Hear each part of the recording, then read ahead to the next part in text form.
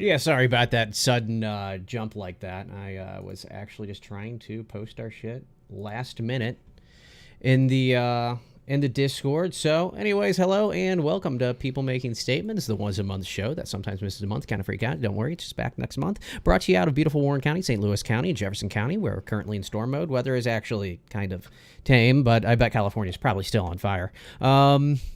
Yeah, People Making Statements is a show about nothing and everything, brought to you by Lockhart Brow and myself, Spur. People Making Statements is not sponsored by anyone, but currently accepting offers. We're talking to you, let's see, Woodford Reserve. Oh, Maker's Mark, of course. That'll do for now. On tonight's show, scary movies. Scary movies. So Illinois' non-detainable offenses. Free college. Mar-a-Lago. Increasing polarizing effects of social media. Risk of nuclear accident in Ukraine. Smuggling penises. Brow's whore sister. Surprisingly not related to aforementioned topic. North Kakalaki Wolf Speed Semiconductor Plant. Elton John is now, you guys know this, Elton John is now the oldest living queen in England. Our promise to you, you don't have to worry about any stories about what's going to happen to Queen Elizabeth's corgis or anything like this. I'm pretty sure we won a war about 250 years ago, so we didn't have to talk about that bullshit. And don't forget, you gotta hit the button, because guess what? We're not safe for fucking anybody. Hold on. Wait. Hold on. Where? I need Where's to your remember. button? Come on, get your button ready. Is it not in here? I feel like I'm talking to my dog. Let's get your button. Get your button. you know what's funny There it that's is. the same. There it is. Sorry, what were we talking about? Was it this button? Hit the button so that people know that this is not meant for children. Yeah. Shit. Disclaimer. Of course. Hold on. Yeah. This show can contain adult material which may not be suitable for younger audiences. Listener discretion is advised. That We're worked. gonna talk about fucking people in the assholes. Oh God. Yeah. So last time, you got super drunk off of that alcohol that you had, Brow. So I'm just gonna make sure. No, not that one. Not that one. Sure. The one I have here that I currently have available to me, Maker's Mark Cask Strength. I didn't have this one last week. That's last week I had Maker's yikes. Okay. 46. You know what's This fucked up? Maker's 46 is 46% proof, or 46% alcohol by volume. This is 56.25% alcohol by volume, and I'm not drinking tonight. You know what's fucked up is last week we didn't even have a podcast. I said last we time. didn't. Okay. Sure you did. All I right. did last time. Whatever. And last time we didn't have a Brow's horse sister, but I guess what? We got one of those tonight. No. I'm sure you're gonna tell us that you're involved. Man, after that No, super thankfully I'm not loud, involved, but my mother is. after that super loud intro music, everything seems quiet. Well, then turn us up, Billy. Yeah. So what's going on with everybody? Nothing. Nothing's going on. Yeah, I mean, I got nothing. It's all normal for me. I've got my Friday outfit on. I'm good because it's Friday. It's Friday. Yeah, we are gonna crank this up a little bit. I was gonna say, are we gonna start singing Friday, Friday? Oh God, I Gonna get forgot some that fried. fucking thing I existed. fucking hate that song. Oh, Well, you don't like your Rebecca Black? Is she like? Don't Pregnant? forget, there's also a sequel to that song. Is she like grown and pregnant now? Well, she's grown. I don't know about pregnant. I don't pay attention to that much. I know that song came out when she was like 14 or 15, and she's now like in her 20s. It's Friday. It's Friday. Gotta get down on Friday. Shut up. And like I said, she What's has that a made? sequel to that song called Saturday. Wasn't that made just like going into the store, like where we, I want to make a music video? So from what Bob's I gonna remember tell us. correctly about He's probably about that, checking her out. about that story is apparently she had signed a record deal with one of those mall type places. Like, it's in a mall. It's not really a real major music studio, but they have already written songs and the beats and all that. You just have to sing along with it. But they've never been. There are songs that have never been actually released to the public. And so they made that song with her. They released it. They made the music video, and they released that at the same time. All this at the same time, telling her, "Oh, she's gonna be real famous and real popular," and then she got hated by her entire like graduating class because they thought that song was stupid. She was dumb for singing it, and she was ostracized because of it. You know all that. I thought it was I thought it was more or less something like walking, it's preset songs or something. You walk in, they kind of produce it, and then you have something for yourself, and then it just I don't know. This I is do one of remember those- getting ostracized for whatever, but yeah. Yeah, it was supposedly was one of those companies that if you sing for them and you're good enough, they put your song out, and it's how Justin Bieber got famous and all that crap. This is what they went through. I don't know. It sounds like Hey, Lockhart, I think anytime you start passing through. My speakers are not on, dummy. is your headset cranked? I don't know, because I've been hearing my echo when I'm talking, and it's showing you green during that time. So My speakers are not on. Oh well. Okay. All right. Let's see. I can't even do this. So Power off. No. How did we turn into butt sex suddenly? Like 3 seconds into the show, we end up on butt sex.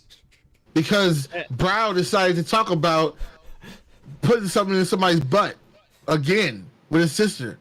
No, I just said butt sex just so he'd play the button. Oh, okay. All right. Yeah, well, see, I thought we were, Nope. know, I was like, just trying to get you to play the disclaimer button so people knew that there's a possibility we might talk about butt sex and or other sexual innuendos and stuff like that. Okay, well, it's not Talking currently. about Actually, we Friday. don't have anything rated such a high degree in our but especially with it Brow's horse sister, still calls. Well, yeah, still calls for it though. That should always be as we start. Really. Yeah, exactly. Yeah, that should be the first thing you play. Yeah. So what's going on? What do we got? Anything? What were we supposed to have a theme song We'll get to for that? Browsort. Well, yeah, we're going to eventually, but we haven't set it up yet. All right. Do we want to just jump into Brow's horse sister? Let's get to that a little ahead. later. We'll get to that Okay, after smuggling penises. All right. Wow. Let's go with it. Oh. Are we gonna? Well, then, Spur. Well, direct I us mean, where we're gonna talk sorry, about first. Well, my first thought was I was just my wife and I've been trying to watch some just grab a horror flick on the weekend whenever we've got time together. Just watch a movie, eat dinner, and chill out. A little Netflix and chill action, So just kind of scrolling through, and I'm trying to figure out what the best shit is on all the streaming services to actually, stream. I mean, do you guys have any suggestions? So what's happened so far is I've rolled across a few. Like, I think we watched The Hotel or something the other night, and oh my God, like it was, I was hoping kind of corny, but it's like they forgot it was a bad movie and forgot to do corny. It was just bad. I'm waiting on Bad Candy. I think on Amazon, Bad Candy's one, and I do want to watch that. I was just flipping through shit, and it reminded me some of the older school, where you've got a kind of a corny storyteller, and they're gonna give you four scary stories, and they'll narrate at the beginning, and it'll fall into a show, kind of like Tales from the Crypt was. So, except this one, I'm scrolling through and I'm watching, and it's like, was that Corey Taylor? And I jumped back to the thing, and I'm like, yeah, he's playing a DJ, and I'm like, I have to watch this. I haven't found a thing this guy's done that I don't like, but I mean, hell, if you're doing kind of somewhat corny, scary show, whatever, I'm all about it. We have been kind of looking for the corny stuff. We actually, next Bonfire, we've already got a movie picked out. So if you're talking about corny, it what's that? Corny's good, Tucker but it doesn't have to be corny. Tucker and Somebody versus Evil or something like that. Like it's two rednecks, and they get mistaken for being like the typical horror movie redneck of wanting to fuck your sister and shit like that, and then in reality, that all these people will keep dying around them, and they're like, oh my god, she just jumped in the wood chipper. Yeah. Now I looked up a while ago like some of the best scary movies, and I'm like I said, they not necessarily corny. Corny just happens to fall in it because a lot of them are just bad and they end up being corny. But there was a list of streamable movies, and I mean I'm looking through. Let's see here. Well, I mean, I'm just looking through a right list now and on it's Netflix. like just. Is this just this is Netflix, Amazon Prime, Hulu, so like Alone, Child's Play. I mean, yeah, Child's Play is just classic. Christine, that's a classic. Cure, Deep Red, The Empty Man. But like that's where I found The Hotel is like a shorter list of movies. Hellbender, yeah, of course that's a classic. So Hellraiser, what's The another Hotel classic. really about? Is it more like is it really like Hostel or something like that? Hostel? No, What, no, what is not it at all. about? It's about this group of, I guess, 20 somethings going to an island in Hawaii to hike, and they also wanted to stop in this quote unquote haunted hotel that had been closed and abandoned. And so they went hiking, and then they went to the hotel, and then haunting stuff, you know. One that you It was like just- it was- that Yeah. Sounds that I just watched the other night was Daywatch Sounds whack. with Jamie Foxx and Snoop Dogg. Okay, watch. It's not really Halloween typically themed, but it is. Yeah. Jamie all right. Foxx and Snoop Dogg are vampire hunters. All right. wow. It's Okay. actually really good, and it's got David Franco as being like the buddy cop to Jamie Foxx. Snoop Dogg has a small role in it. See, like It's not- those I mean, actors it's- just don't scream Halloween movie to me. It doesn't. That's why I say it's not exactly a Halloween movie. Yeah. It is a monster movie, but So what's the fucking rush? Because you guys it's not even it's not even the middle of September yet. You guys talking about Halloween shit? Because Yes, we will be Halloween. going to Halloween time, and you know I expect not next month. We'll actually we'd actually do some paranormal shit, huh? and Halloween Huh? starts Huh? at the end of July. Yeah, he's right. Says who? Says me. Oh, okay. I like So- Halloween Because because spooky, scary skeletons. I thought you I liked agree. the Here, cross I got a agree. great I thought you liked the a cross-dress. great joke. That's You what I can thought you were tell. talking about. A great joke you can tell if you're out with your, for like Spur with your daughter, out trick or treating. What is a skeleton's favorite snack? These nuts. No. Spur, you got to guess. I have no guesses. Spare ribs. Ah. Ah. Yeah. That's if I can only play my sounds on my soundboard right now. But spare ribs. Yeah, that was good. There's a video on TikTok that I watched. I mean, and we can it's a throw guy- this at him. Oh yeah, you can. I don't care. But a guy, he has one of those little Halloween skeletons in his hand, and he's asking one of his coworkers what a skeleton's favorite snack is, and the coworker's like, I don't know, and he's like, he's making the skeleton talk, and he goes, guess, why do you disappoint me so? I mean, honestly, after that, we can Are show you you to the drunk? door, sir. No. See you later. Okay. Yeah, I will have to find that video and send it to you guys because it is great. It is Oh god. hilarious. All right. I mean, another thing, like I know your wife Spur will love them. The Halloween Town movies from Disney. Halloween time. Okay. You know, was there something on Disney? I know there's something on HBO that I was gonna pull up. There's something a coworker gave me. But I mean, I just looking for good ones, and it's kind of like the ones we veer to are oftentimes a lot like what I just mentioned with Bad Candy or with Tales from the Crypt, shit like that. I remember when I was When I was working a job overnights, working midnights. Every time I you would, say Tales from the Crypt, I keep thinking of Tales from the Shit. But my bad. Go ahead.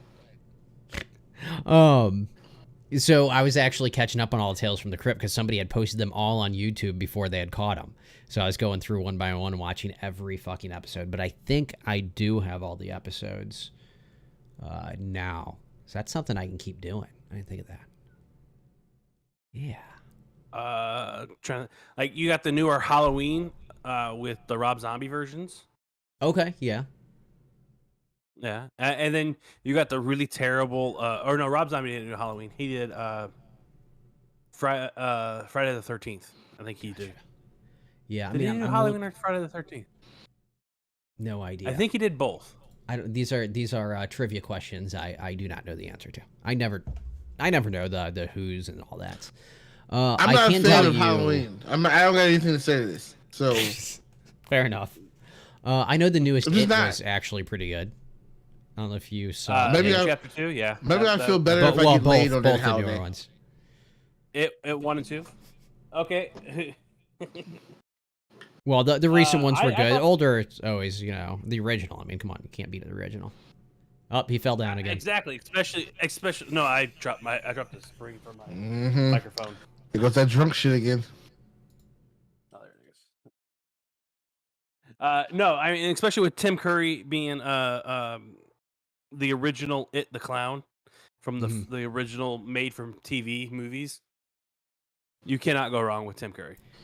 Yeah. That's how you can tell how old somebody is on where they recognize Tim Curry from the first time they ever saw him. Well, I mean, there's that's true. And that would have to be it for me. You mean Pennywise? Yeah. Yes. Okay. Exactly. One that I actually came across was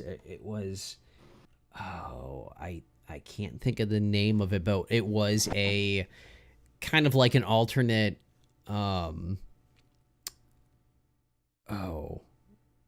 what's the Possession movie? Why am I not thinking of it? Poltergeist? The original no. Not Poltergeist. The original was the You're thinking of it. Exorcist. Okay, The Exorcist. I found it was basically an alternate to The Exorcist, and it actually followed the actual storyline better than The Exorcist did. So that made it The pretty Exorcist movie technically had like 2 sequels, and one of them was more closely to the original story of what happened, which is here in our state in St. Louis. Right. So I mean, well, that's why I actually know about it. But like this one movie, and I'm trying to think of what it was. It was like The Exorcism or something like, I don't know. It was something like that, or Possessed. I mean, if we're going with horror movies, then you got to go with Paranormal Activity. 1 is really good. 2 is good. And then it's all downhill. Pretty good. 4 is terrible. After 3, it's. I honestly didn't watch a lot of them, but like by the time we were watching them, it was probably like a free streamable one, and it was like, I don't know, 10, and it was awful. I mean, another movie you can watch for Halloween, Scary Movie, always a classic right there, or Scary Movie 2. Grab my strong hand. No, I mean, like just looking through, the Possession, the Conjuring, The Ring. There you go. That's the Ring can be at the shock value. Yeah, Japanese. It's a Japanese horror movie. Yeah, I mean those are excellent. I mean, anytime you can send somebody running. Actually, was it one of the Conjuring movies that sent somebody? Yeah, we were at a movie theater and a guy just first shock scene stood up, walked away, just said nope, and walked straight out the fucking theater. We laughed our asses off, and so did everybody else in the theater. I mean, honestly, I'm pretty sure I told you guys about this, but I went and saw I went and saw Saw 3 with a friend of mine at a packed house at the movie theater. We had notepads, the legal yellow notepads and pens, and as the movie's going on, we're acting like we're writing notes. Oh, like this is a great idea. This is a great. There's a woman next to me, and I think he had a woman and her boyfriend was next to me, and I think my buddy had 2 guys sitting next to him. The woman next to me was freaking out like these psychos are taking notes from the Saw movies. and she left before us when the movie got over, and like walked out, and I seen her standing next to a security guard or a police officer. I don't remember which it was, but it was one of those two. They're standing next to him. I just walked up to the officer without even like stopping, without like having him stop us. I just walked over, handed him my notepad, and it said, "This dumb bitch is acting like we're actually taking notes about this movie." My buddy and I were showing it back to each other, having a conversation in private, in text message, basically with each other, with notepads, and it was hilarious. We laughed so hard all the way. That's home pretty that good. night. I would pay for a movie just to do that. So, you brought notepads and a pen to a movie theater? Yes, because we thought it'd be hilarious. That's pretty good. I like that. Okay. All right. We were trying to fuck with people, all right? We were trying to see like if someone would report us. And yes, this dumb bitch reported us. I laughed so hard after she looked at it and goes, "What the fuck is this?" That's and fucking she goes, hilarious. "Check his pockets." I was like, "I ain't got nothing else." Oh man. No authority to, anyways. Yeah, it's beyond the point. Anyways, like looking back through things, the Annabelle movies are good. Demon House, that is actually a movie I will rave about. Demon House was very well done. Zach from Ghost Adventures put that together, did a very good job. He got real interviews, and of course he at some points gets possessed because it's Zach. It's just, I mean, how can you how can it be any of his work without him getting possessed? Another terrible one is the Slender Man movie. That was just horrible. It was not good at all. That's not based. You know, off the movie games. the movie that I kind of wanted to see was the movie where the girl has sex and then the creature follows her the whole time until she has sex with somebody else, and then it like passes the curse on to the next person. I remember hearing about that, and I think it has Haley Reid in it. I think it's, but yeah, the only one I can think of that's like that would be the Truth or Dare one. Yeah, I wasn't talking about that. Because that was kind of similar, where the curse would follow you until you played it with other people. No, that one was. Yeah, I know there was another one about sex. The curse makes you do it. The curse makes you do it in that game. This is the one where it's about sex, where it's like this monster comes chasing you and trying to kill you, and then whoever you have sex with, if you have sex with that person, that monster comes after you, and then whoever you decide to have sex with, it comes after that person instead. Okay. I think I've heard of it. I just can't think of the name of the movie. That'll be one I have to look up later. Interesting. All right. Yeah. So this is one of those. I wish there was an easier way to let people message in good Halloween streaming? movies. Yeah, we're streaming. Okay. But yeah, I'd like to do that. And actually, what I'm doing, not on Facebook, on YouTube. YouTube. Oh, okay. I think the only Facebook one we ever streamed to is yours.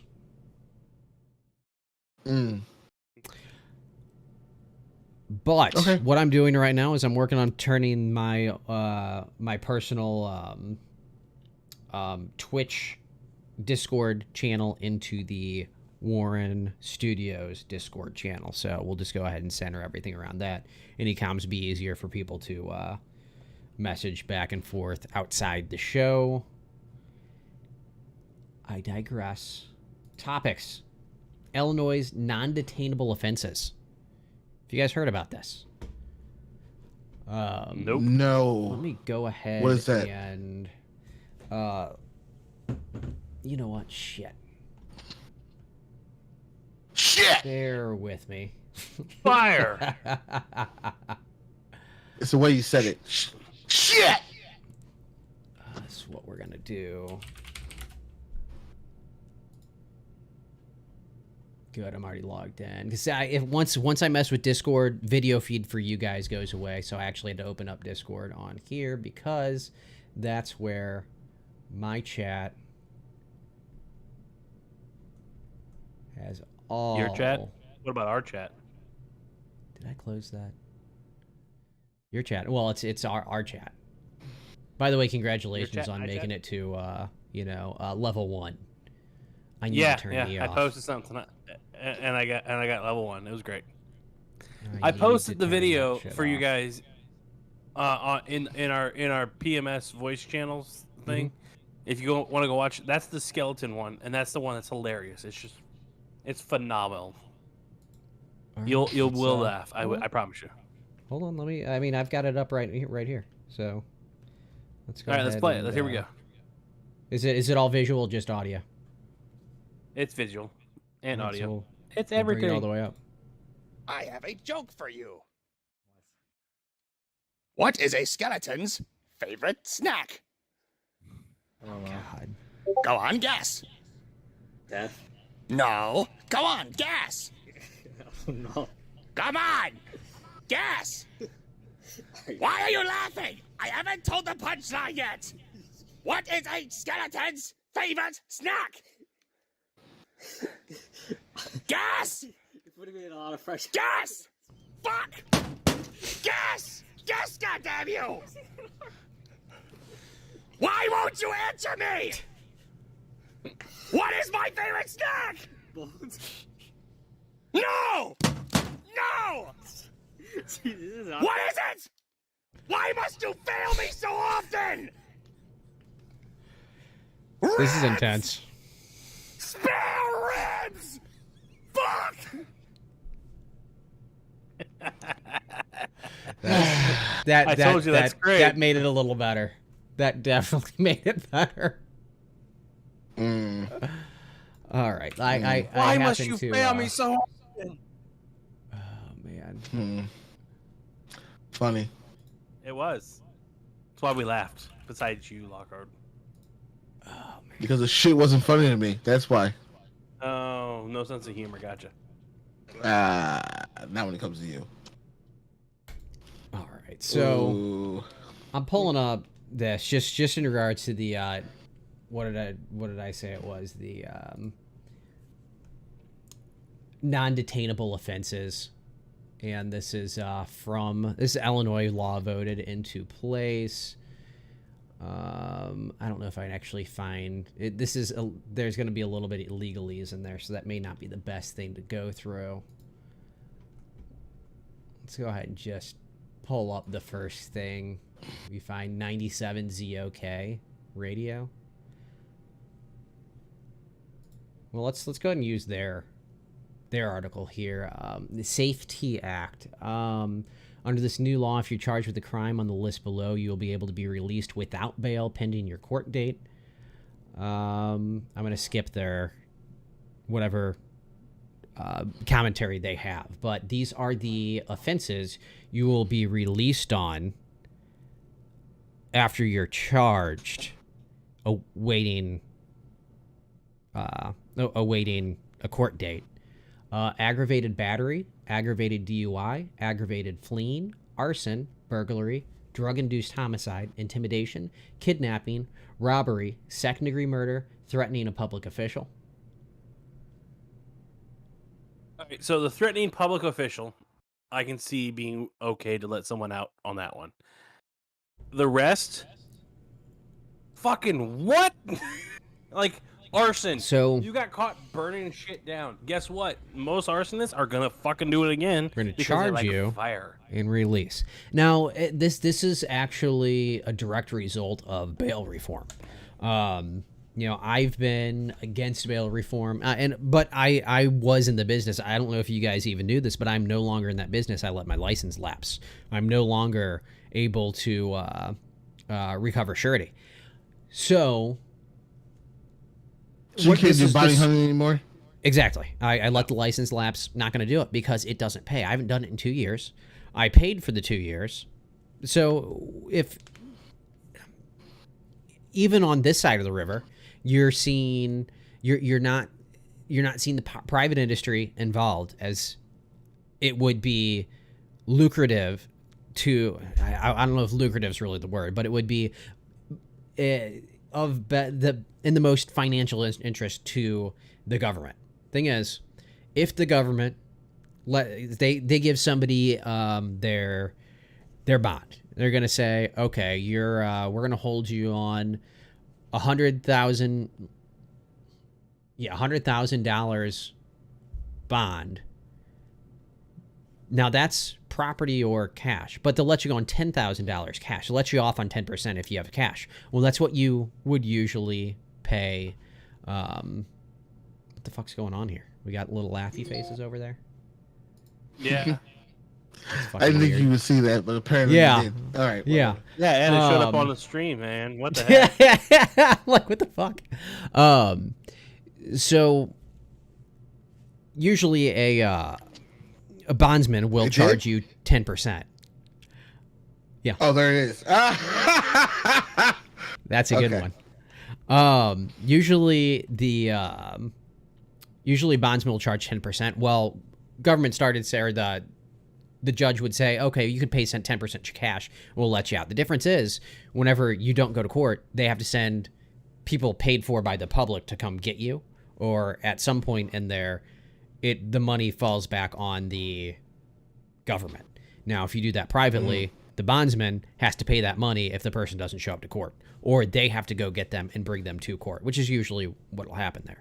So Illinois doesn't have the same system. They already had, weren't using bondsmen. They just had bail. And in order to make it cheaper for people and more fair, I don't know, like, that's not really a way to put it. They decided more recently that these were non-detainable offenses. A ticket could be written or a booking could be done, and then the person would be released. And keep in mind, second-degree murder is on there, along with a lot of things like so you kidnapping.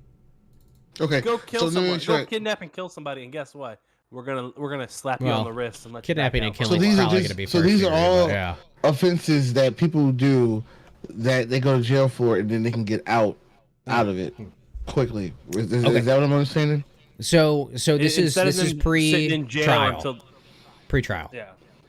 So say Mm. say you kidnap somebody, you get arrested.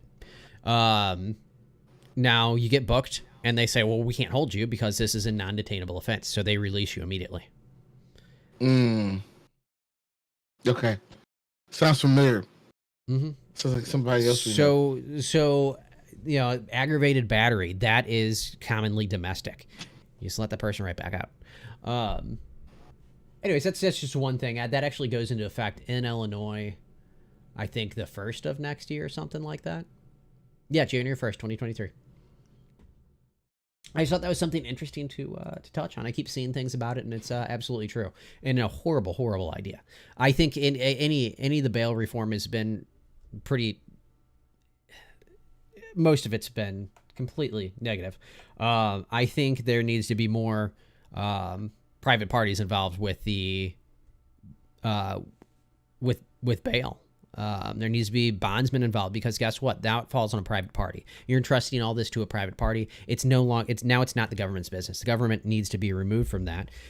Let them do what they plan on doing. If they're going to let somebody out because something's, a security or a surety has been provided to them, let that surety take the place, and take that surety whenever time comes. It worked before, but somebody was making money off people committing crime, so I guess it was a bad thing. Anyways, just another thing I saw, and it's really not a huge talking point. Just another reason not to live in Illinois. Yeah, I can't. I avoid it when possible. Actually, although we were talking about a trip to Fast Eddie's Bon Air and a walk through the old Alton Cemetery, maybe soon. You talking about as a group thing, or you talking about as? What are you talking about? You talking about Maybe as a group thing. Maybe I know my wife and I wanted to go, so maybe a group thing. Who knows? Yeah, Anyways, you just guys can gonna- go through the cemetery all you want. Oh, Yeah, I've you done don't it wanna plenty of go- times. you I've don't- done it plenty of You don't times. want to go to the cemetery? You I afraid don't of fuck the with cemetery? cemeteries, and Spur knows why I don't fuck with cemeteries. Why is that? Come on. It's fun for you guys. It's not fun for me. I've Whoa, got a good story about Alton Cemetery. We'll get on it next week or next month, and maybe we can talk about that next month. But Okay. Sure. Lockhart, yeah. I'll tell you right now before we move on. The reason I don't like cemeteries is I can sense ghosts. I don't like sensing ghosts. It feels fucking weird, and it doesn't make me feel good. I don't fuck with cemeteries because of that. Because cemeteries are one of the most places that ghosts hang out because they have to stay around their bodies most of the time. So what do you feel the ghosts touch you? I don't feel them touching me. I feel them. I sense them, and it's like a tingle that goes down my spine, like spiders are crawling up and down over and over. Unless they're in like a certain general direction. Like last time we hung out and at the bonfire at his house and watched him smoke brisket that he got to enjoy the next day.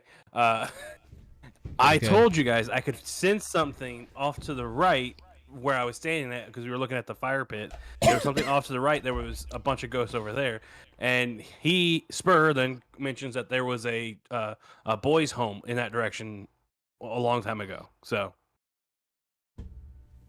okay, Next month. we'll have Right. more conversation about that next month. Yes, Right. it's not something I enjoy. Mm-hmm. I just stumbled across the fact that Princeton University is going to cover the cost for students whose families earn below $100,000, presumably a year. Was what you cut out on me? Low what? You cut out both of us. Below $100,000. Yeah, $100,000. Okay.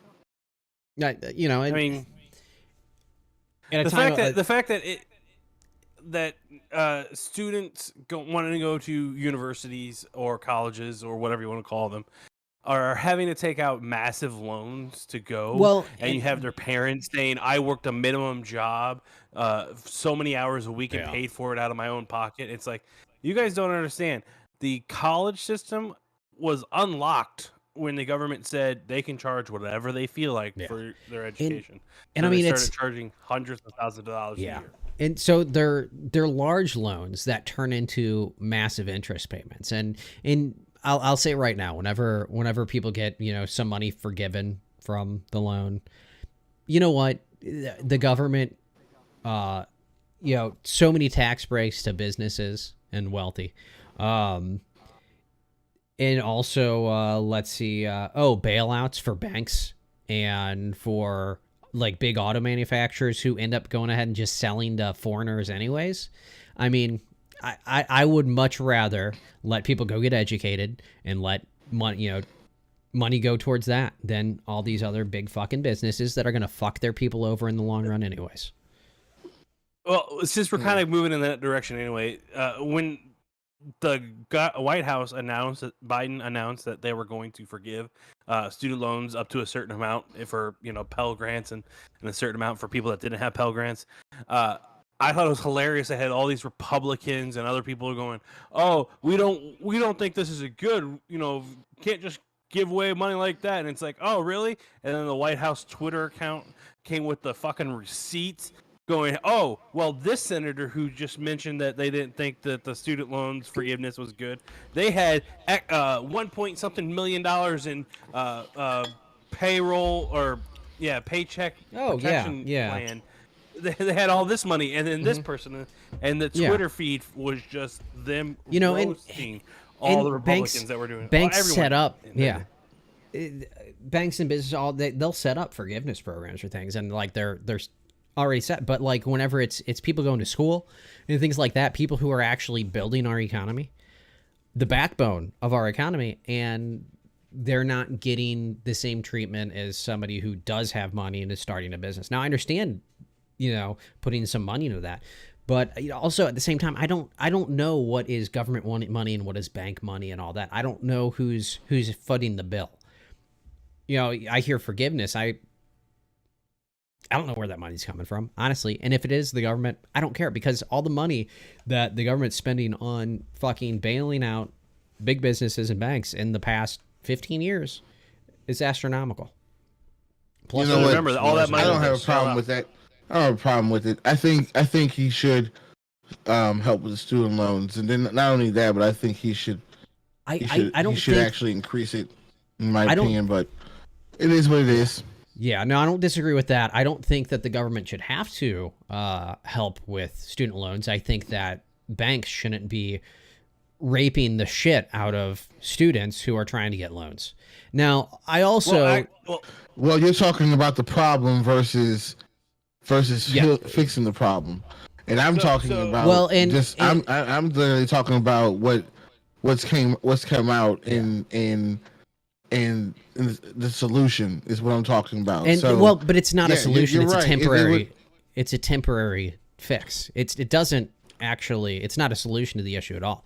A solution would be you don't think it's you don't so you don't think it's a solution that loan forgiveness. they gave money? Yeah, loan forgiveness is not a solution to you. It's a temporary patch. It's not a bad thing. Okay. All right. It- So but- why does that make what makes it a temporary patch though? I'm trying to figure out Because from banks your- are going to Because keep think about- schools are going to keep well, the charging insane amounts, and banks are still Yeah, going to exactly. charge high interest loans. Or they're still going to create high interest loans for school. Okay. So you need Alright. to We're prevent fixing the you know- problem for some, and we're not fixing the Yeah. problem for the future generations. So the Yeah, people that and- already have the loans are being forgiven, but the people that are going to go to school that are going to get those loans, they're not getting that same thing, and they more than likely will not get a forgiveness package down the road. Right. With all these different banks and stuff like that that are out there being very, very predatory. Now, most of the ones that he is forgiving. what if are you're for wrong about passive. How am I wrong? He's I literally said, said, no. I'm saying what if they do get something or some sort of relief, or they do come up with a plan to make the banks behave? Well- Which I'm just saying, I know that's a far fetched idea, but what percent of it can still honest opinion, you need you need to remove the government from it. The government shouldn't have to step in. It's not the government's job to dive in there and do that. So creating issues Well- like this ends up with that, and we lost him. So we're going to that. I'm here. And he's the video back. just All cut out right. for a second. Cool. So it's hard to. It's one of those things really hard to actually say. It's You know, really this hard to has ask. to happen, but you cannot keep having the government say, "Hey, you have to forgive this. Hey, you have to forgive this." I There understand, has but somebody has to fall in line. But what's the difference between that and or you're saying that the government shouldn't help out? But what about when it comes to, welfare and things like that? Welfare. That's different. Yeah, that's Well, the difference. well, it's still kind of the same concept though, because the government's jumping in between two people or helping a person A person who's out of work for could- some reason. And it's socialist. Or- It's a socialist principle. And there are some Honestly- situations where I think socialist principles are a good direction to go. We need to look at our European allies and how they run the situation when it comes to schools and even welfare, like unemployment. Switzerland, or it might be Sweden. It's one of those two.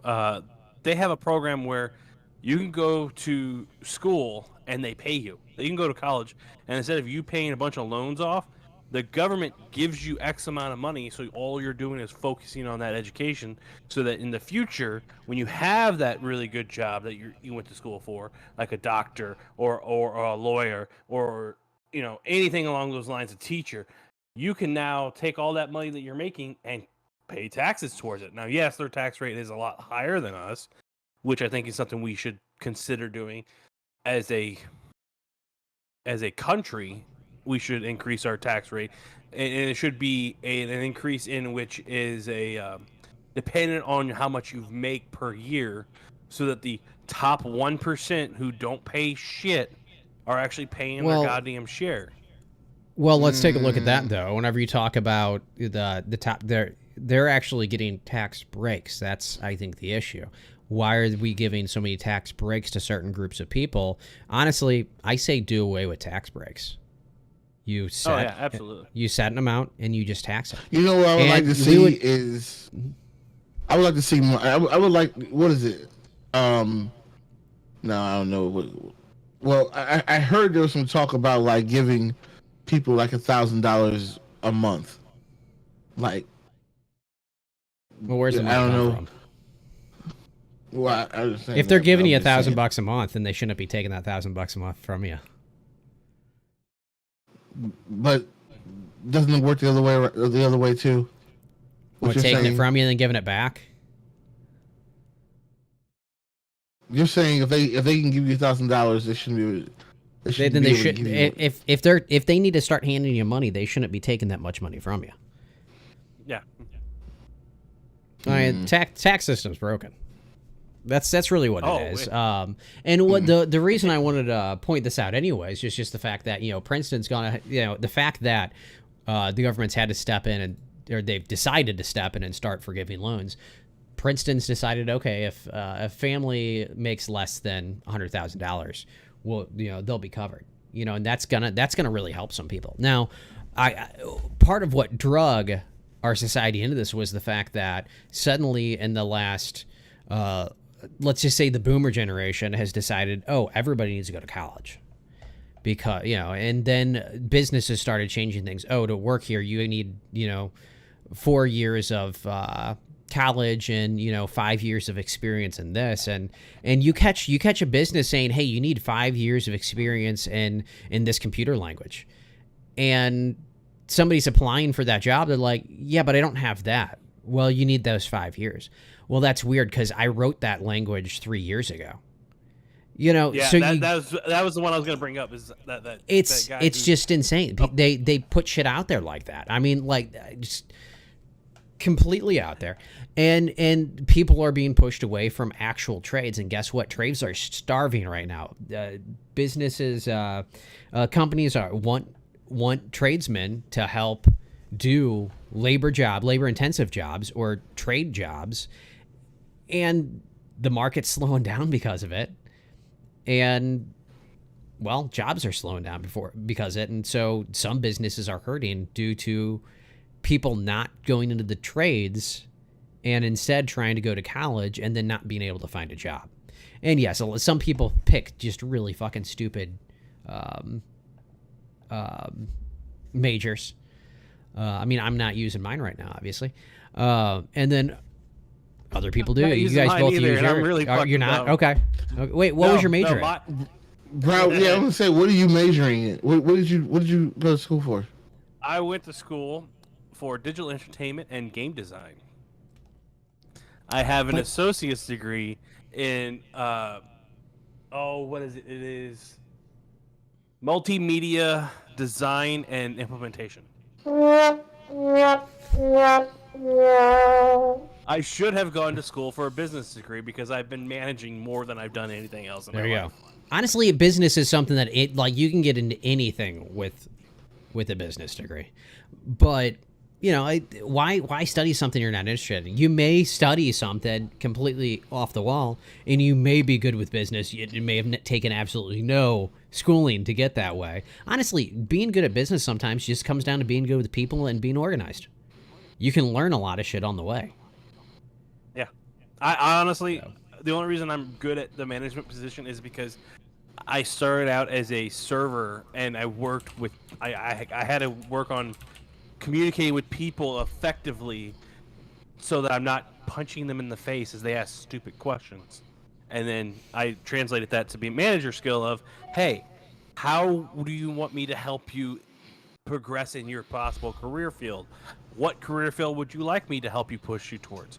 I can give your name to so-and-so amount of people. And I started, even though I'm considered an introvert, I started making friends with people. You're an introvert?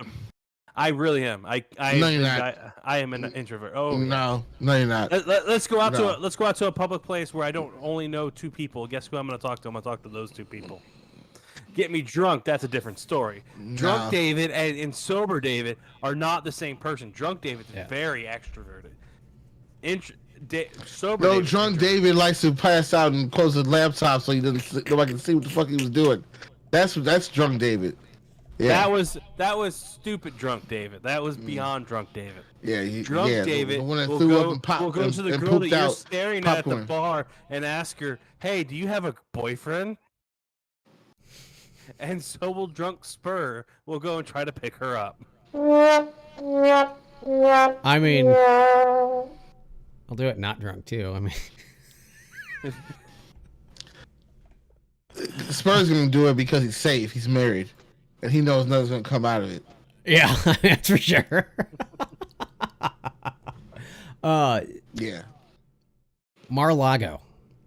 Mar-a-Lago.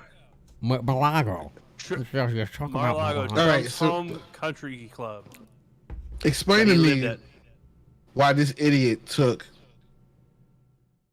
Because all I mean, these documents You over just said there. it. Idiot. You just said it. Idiot. yeah, he thought he could, and Mm-hmm. he was used, and we.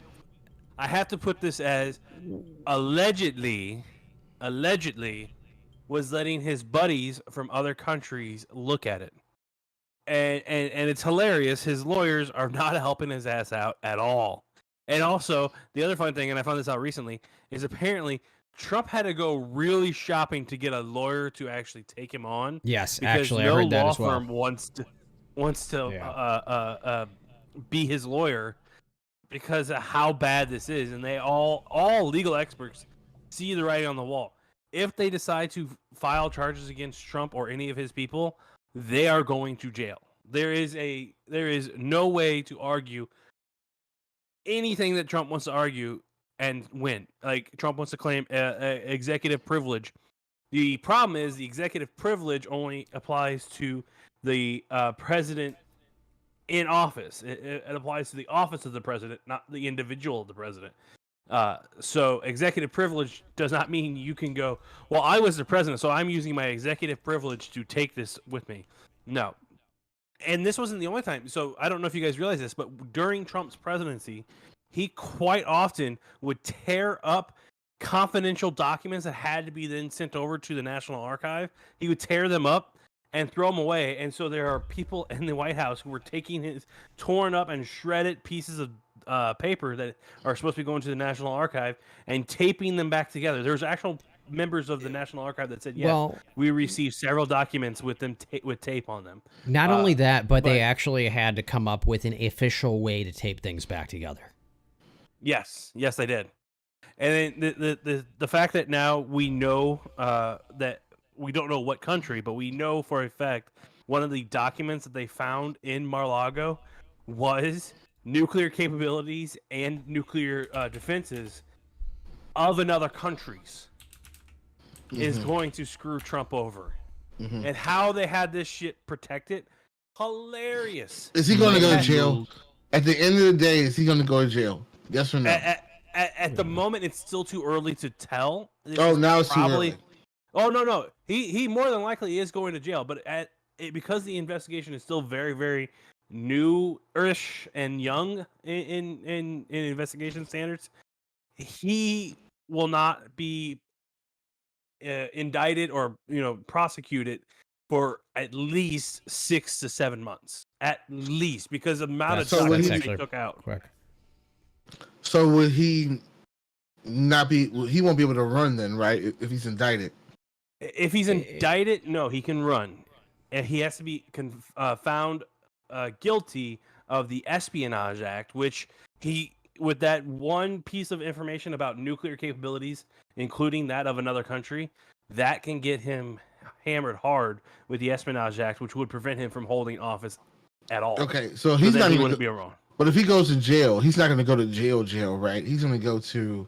Oh no, no, I he's mean, he's stupid rich, and because it's not a financial crime, he more than likely will not go to a hardened jail. He'll go to a country club jail.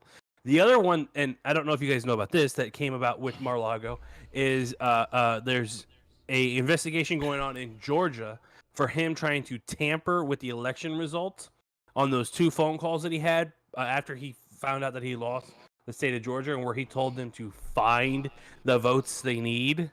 Yeah, the 11,000 votes, whatever. Yeah.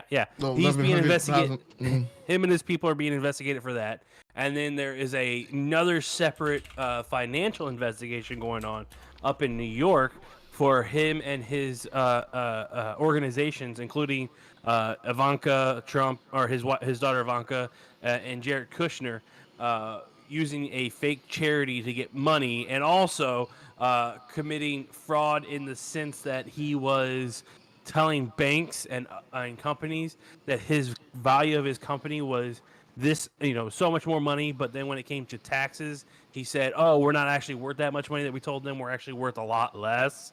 So they would have to pay less taxes. Yeah, he's been investigated in 3 different states for this.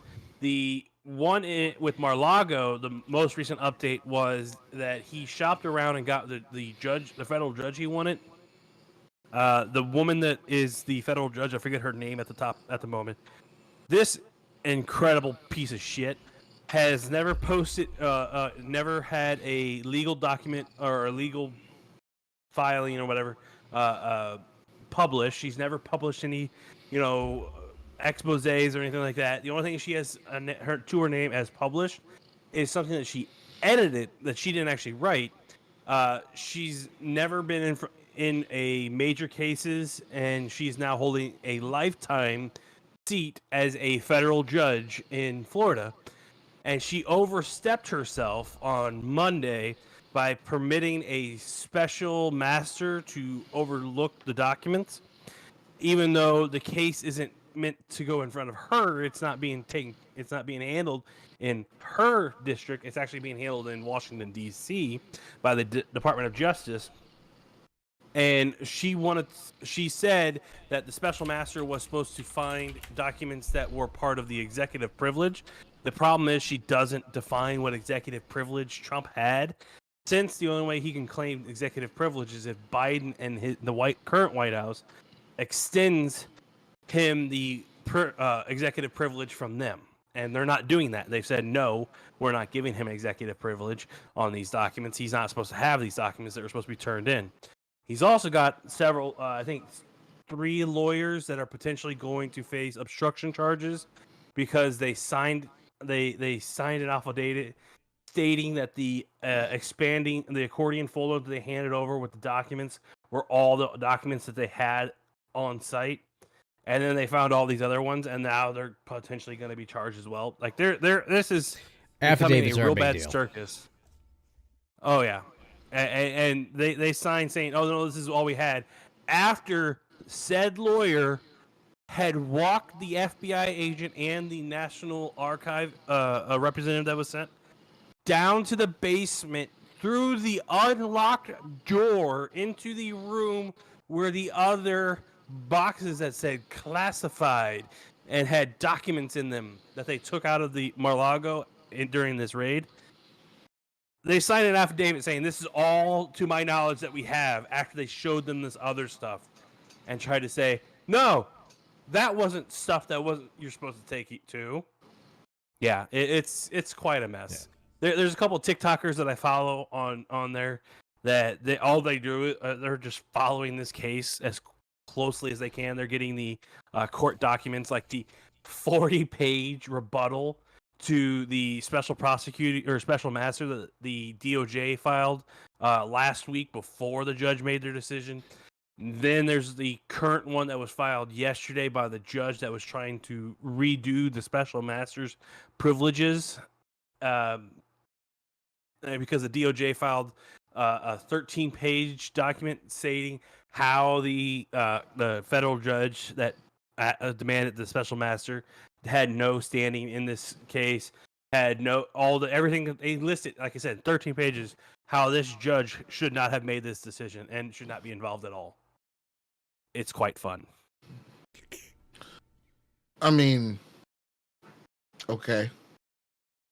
Wow. Trump more than likely, pretty and deep. most of pretty his deep. team is going to jail. Yeah, and I honestly, over time, you just keep seeing more and more connections to Russia behind shit. Whether Trump is behind it or not, there's some weird shit. Honestly, completely unrelated, but I mean, I need to share. You guys. I got one more thing Hold on on. it. I was going to Go say ahead, this: go ahead. The Simpsons, though. The Simpsons did make they did that whole prediction that Trump was going to make it, or at least be president for at least. They one. never made a prediction. They just made a show. Yeah, that's what they'll say. Anyway, But he was only going to be able to run once, so. The last thing I have to say about that is one of the names that they put down as a special master, Trump's team put forward as a potential special master that they would like, is the current head lawyer, I forget whatever they call it, attorney general for the illegal Venezuelan president the Venezuelan president who's recently been talking to Putin and being really buddy with. Yeah, that's not a sketch. Shit. Yeah, it's not at all. They're trying to get a foreign agent to be the special master to look at the top secret, classified, and above top secret, for your eyes only type documents to say, hey, this is okay for you to look at. This is not okay for you to look at. They want that guy in charge of this. Jesus Christ. Oh, fucking A. I have a subject I want to talk about when we're ready. Yeah, after. So no, just on the subject of Trump still. I did come across an ad I saw on Facebook. It was a dating app or dating website or whatever. It was called MAGA Mingle. Yeah. It was a legitimate ad. Oh shit! And then I found their YouTube ad. Yeah. Then I found their fucking YouTube ad. Magamingle.us, for the free meets the brave. Oh hell! Does anything stand out about that to you? Can you go through that? Yeah. Can you go through that again? Let's restart. Magamingle.us, for the free meets the brave. Yeah, there's no black people in it. Well, actually, that's I didn't catch because- that. I more or less noticed the fucking Russian accent. Oh yeah. Looking into it, Yeah. it's a Russian-owned company. Like, what the fuck? What? I'm sorry. My issue is just as important. Okay, that's ridiculous. It's a little bit racist too, but oh well. Yeah. Oh well. That's MAGA for you. Yeah, exactly. MAGA. No, just another thing. No, we're gonna start playing it again. So let's. Yeah, of course. So. Yeah. I wonder what a date with a MAGA girl would be like. Oh, fucking. Would she show up as a yeah, date? fuck, she, I bet you would wouldn't she- be alive at the end, to be honest. she She'd show- probably be hanging off a tree or something. Would she show up with the fucked up hat that says MAGA? Like be it's just pointy, white. Oh, okay. Yep. Just a little bit pointy, a little bit white. No, anyways, I just wanted another thing I want to say. I've been kind of stuck on the show. I've 3 episodes out of 4 on the Comey Rule. Actually, a pretty fucking good show. Her name is her name, her middle name, her first name, middle name, and last name all start with a K. I have no idea what this ad's gonna be, but yeah, like I said, the Comey Rule, an actual pretty good show on, was it Netflix? I know some people. This in is the showing Bureau have evidence for Showtime, me, but it's on one of them. I'm the president now. Why are there 4 guys Turn with it down a ties little to bit. Russia on one campaign? Oh, I've seen something like this Treated before. as unfairly as I do. I need loyalty. I have looked at this from every angle. They're all terrible. We're steaming towards an iceberg. Really looking forward to working with you. Let's take a picture. Ew. That needs to be a fucking soundboard bite right there. That's fucking gay. No, that was the target on Trump. You know, Comey went through the investigation on Hillary first, and that's what made people hate him, because that was right before the election. That changed. I'm just saying. That did affect results of the election. It's the fact that he whispered in his ear. Well, I mean, Let's take a picture. I mean, that's kind of. let's just look at it honestly. Whenever you're in a situation like that where you've got media around you all the time, there's a lot of whispering. There's a lot of shit like that. A lot of little odd, awkward situations. So I'm not gonna draw on that real hard. What was your topic, sir? I'm gonna draw on that because it looked kind of fruity. But Well, anyway, my topic That's- was these electric cars and the fact that apparently I was hearing some rumors around here. It doesn't mean it's true or not because it's a rumor. Okay, that people were saying that they were raising the gas prices on the fact that they can try to get people to go into electric cars and trying to force people into electric cars and buy that shit. And the fact of the matter is one, I don't think we're ready for it. Two, we don't have the infrastructure. Three, they cost too damn much. Four, all that. I mean, how you gonna the amount to charge? Touched on the infrastructure. The infrastructure. I don't think if. So you're gonna go from 2 to 3 people out of 10 for just for small math. Sounds inflated, but yeah. Could you restate the question? Oh shit, my bad. And to It happens all the time on my phone. Yeah. To pretty much 9 out of 10 people drawing power for their electric vehicle all at once. Okay. And I say all at once. Hold on. All at once? Different. I'm saying when I say all at once, I'm saying like that's kind of a stretch, but I'm saying that somebody's gonna be you're gonna have more people drawing around the same time periods when you know what I'm saying. It's gonna be like you know how there's gonna be like a traffic hour, like follow what I'm saying. Like, so you're saying hour. You're saying a high traffic of electrical usage when charging vehicles. There's going to turn out to be that. Right. At some point, I don't know if you heard this, Lockhart and Spur, but California announced, I want to say Monday, that they want to have no more gas vehicles sold in their state of California and only have electric sold after the year 2035. Oh, I thought it was more recent. I thought it was more 2025. No, it was 35. It's 35 okay. from because I looked at the article just a minute ago. I thought it was sooner. Has that been changed? But here's the funniest part about it. As soon as they announced that, the people that are in charge of the electrical grid for the state of California said, "Hey, we don't have the ability to have everybody use electric. So be careful, guys." And then the next day they went to their highest alert level, which is level 3. And they told people not to avoid charging shit. Yeah, exactly. I thought it was hilarious. Mm-hmm. Yeah. So there's bring that up just because of the infrastructure. No, yeah. California is different. California is in bad shape. They've gone through drought. Lake Mead has actually risen a little bit within the last 2 weeks, which is surprising, but it's been at an all-time low. That is a source of their power, I believe. It's definitely a source of their water.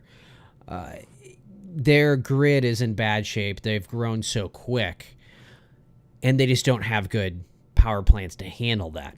Now, other parts of the U.S., you're seeing around, let's take a look at ourselves around the St. Louis region. You have ever-expanding solar fields, farms of solar panels. I know they're there because coworkers have built them. We have nuclear power. We have coal power. And, you look more towards the Ozarks, you have hydroelectric. We have all types of different power. Now, everybody assumes, like, I've heard so many stories about what it takes to charge a car. You can charge a car. You can trickle charge a car. You can put it on a quicker charge. You can use a higher amperage service. You can use a lower amperage service. So they're making it sound like people need to retrofit their entire house to install a charger for a car, which isn't true. A car is going to make it. The problem is about. Hold on. I had to stop you there. The problem isn't about the retrofit the house. The problem is the fact that when you look at gas, it takes you about 10-20 minutes, maybe even if that, to fill up your tank. The issue is when it comes to the cars is that depending on the type of draw or if it's a fast charger or not, it's going to come down to whether or not it's whether or not it's going to take 30 minutes or an hour to charge the goddamn batteries. That makes a huge that's a huge problem. And this is what we're going to see in the future. We're going to see places like gas stations, we'll just call them like supercharger centers or something, where you can go ahead and hook your car up. It's going to start at a longer amount of time, 10 minutes maybe, to charge that battery. And hopefully they will shorten times up. No, I think their target is like around, they're talking around 5 minutes for near future. I understand that. It's not there right now. There, no, it's not. It's not. Right now, you're looking at infrastructure issue with housing because people are going to plug their cars in at night. And the flip side is you're going to get about 300 miles per charge. That's the way cars have always been designed.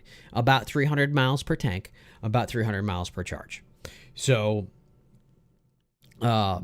not everybody's going to be plugging everybody assume, whenever they do their math, everybody's going to be plugging their cars in. Yes, the infrastructure does need to be built upon, but we have time. But that's the thing. We need time. So the California's plan is not going to work. It's not reasonable. But also at the same time, we're not taking into account the fact that people are installing things like solar panels on their own house. The fact that, which is slower, by the way. That's slower to charge. Go ahead. Solar energy is much slower to charge. But go ahead. That's not how home solar works. Home solar works with solar panels and a battery. And also at the same time, when it overcharges, we're going to say overcharge, whenever it has excess power, it starts pushing it out to the grid. So it starts allowing more power onto the grid.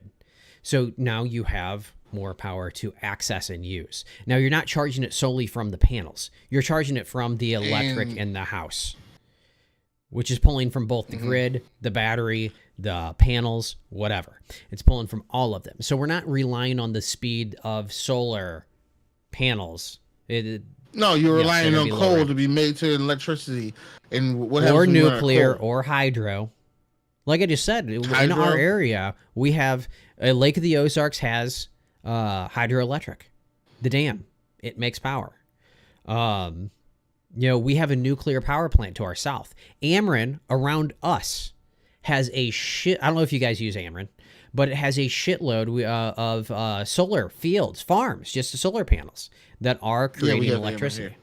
Yeah, so I know that there's at least one in O'Fallon. I know they just did one down in Cape Girardeau. All over the place. These solar fields are popping up. I think there's one over in Montgomery County, just outside the Warren County line. There are more solar fields than people realize. They are already working their way into as much, as the best they can do outside things like coal. Not only that, but do you know, a coal power plant is going to continue running and creating power. I don't know how much they really phase around and adjust for things. Around here, we don't have that lack of power that they're like, oh shit, we got to run these things harder. We got to run more, I'm trying to figure out why do you power think sources. There's not going to be as much of an impact to people as you're trying to claim. I'm trying to figure that out. Why do you think it's not going to be much of an impact? The infrastructure is already changing. It's already changing. So, it's going to be. It's not good enough for it's not good enough for 90%. It's not good enough for 75%. It's not good enough for 50%. But we're getting 90% is high. That's a bad percentage to be in. You said it's not good enough for 90%, right? No, it's not good enough for 90% of people to own electric vehicles, or to be okay. So we need to work towards that. And I'm not advocating for a state to say, hey, no more gas vehicles at this point. I'm advocating for companies to start improving their infrastructure, or states to start improving their infrastructure. It's it's going to be on the companies to start making the changes, and they need a reason to do so. And if people are scared to buy electric, it's not going to happen. Hybrid could be great. There's not only I'm actually very interested in what they're calling Edison trucks. It's experimental right now. They're just testing with it, but these trucks will actually be run. Are you familiar with how a train engine runs? No, I'm not familiar with that. So trains are diesel, as people know what they are, but they're not diesel. They're electric. Trains are powered Diesel by. is the generator. They have a diesel generator that creates electric that powers trains. That's why they're able to move so much. And Edison wants to create trucks that work in a similar fashion. They carry a diesel generator that powers an electric motor and therefore is highly efficient. That is another option that I'm all for. That's great. So the problem also that I haven't mentioned yet, because I didn't finish, it's cost. You mean to afford that?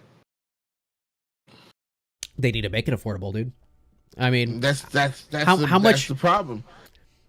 So, do we want to talk about the North Kakalaki Wolfspeed Semiconductor Material Plant? You cut out what? Do you want to talk about the North Kakalaki Wolfspeed Semiconductor Material Plant?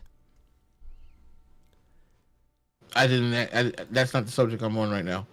Yeah, it is. Sure. It is. So they are building a semiconductor material plant in North Carolina to be able to manufacture more materials that are used in things such as electric vehicles. They are trying to make these cheaper. You need somebody to go in and actually make things cheaper for them to be cheaper. They may not be available now, but if you create a factory for it, maybe in a year or so, maybe in 3 years, it'll be the same price as a gasoline vehicle because these products are more available. These materials are available because there's a manufacturer for them. Right now, we don't have enough manufacturers around. Hell, we import so much, but so much of the of materials and equipment used in electric vehicles, even in gasoline vehicles, is imported. We need more in the U.S. So the U.S. is pushing to, they're incentivizing, is that the right word? Incentivizing? Just go with it. Yeah. Factories to do this. So in North Carolina, a North Carolina-based semiconductor company announced Friday it will build a $5 billion manufacturing plant in its home state to produce silicon carbide wafers, which is emerging as forward part of a renewable energy product. So I don't what believe it's going one to factory do, is going to fix that. I just don't believe one factory is going to. 2, 3, 4, 100. Where do you start? I don't think that. Do you start with one, or do you say, factory, boom, there's 100? One factory is going to be able to handle all that. You mentioned one factory out in a certain location. I don't think one factory is going to be able to handle.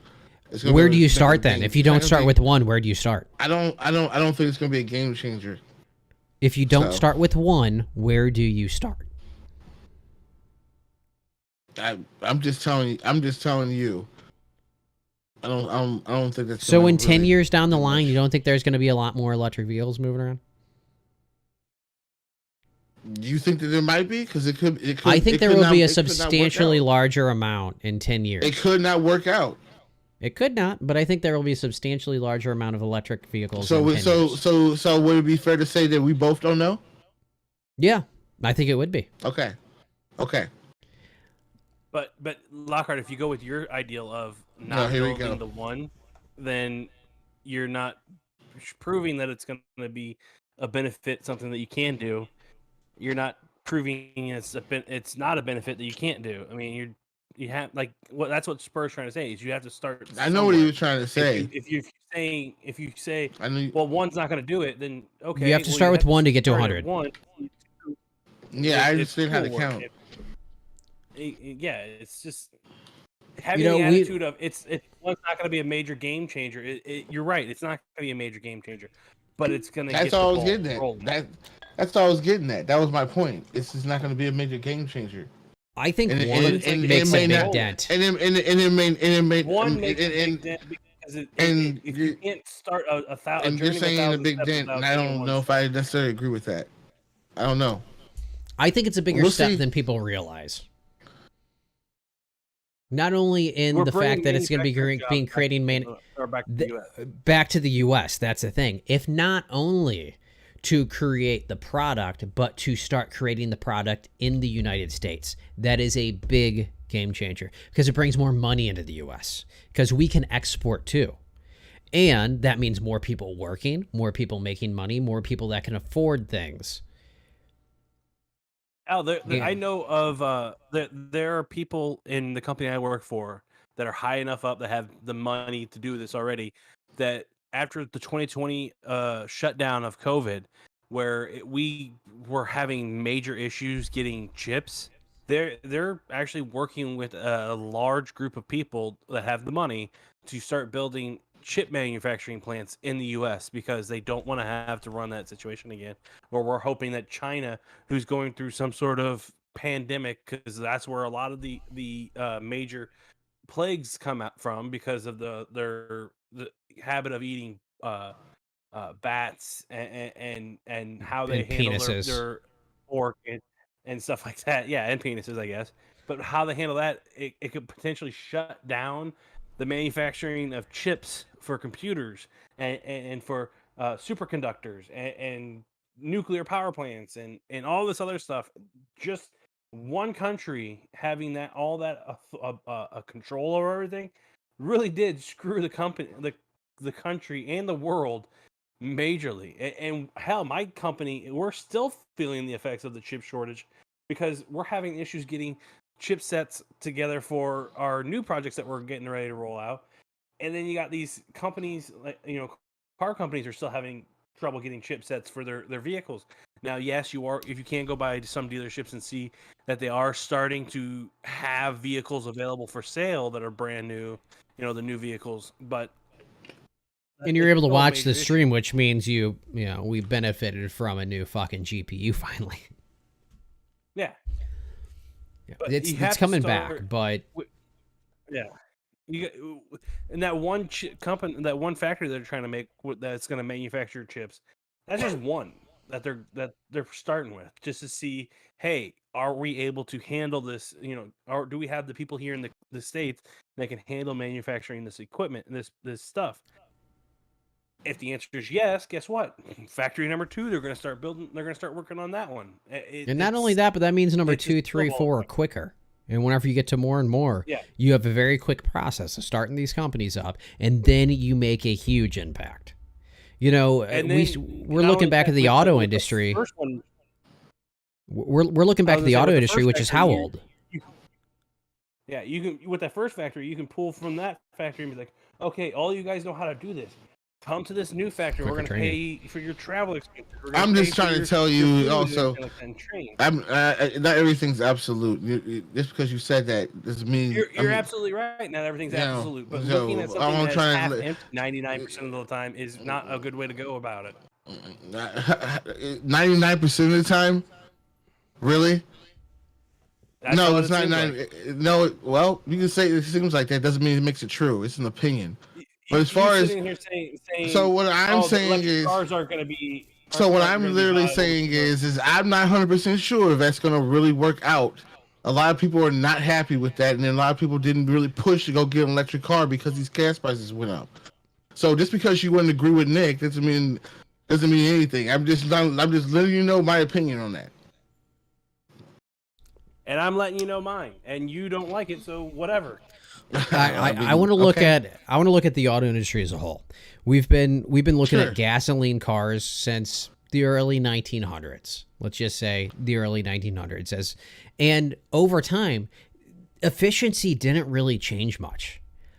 Through with some exceptions through the 80s, the 70s, 80s. Some cars that were small, very cheaply built, and for some reason extremely high in mileage or fuel mileage. You can see some cars up to, like, the fucking Ford Aspire probably getting like 45 miles per gallon or something ridiculous like that. And then back to bad, gas Ford guzzlers what? again. Aspire. It's very cheap piece of shit. If you crash into it, you're going to be dead. 5 mile per Is that hour a crash, car? you're just fucking dead. Yeah, it's a car. That's not a car that was built over here, right? Yeah, it's a U.S. car. Ford Aspire. Here, let me see here. Ford Aspire. Images. Late 70s, Boom. early 80s. Look at that guy right probably. there. Yeah.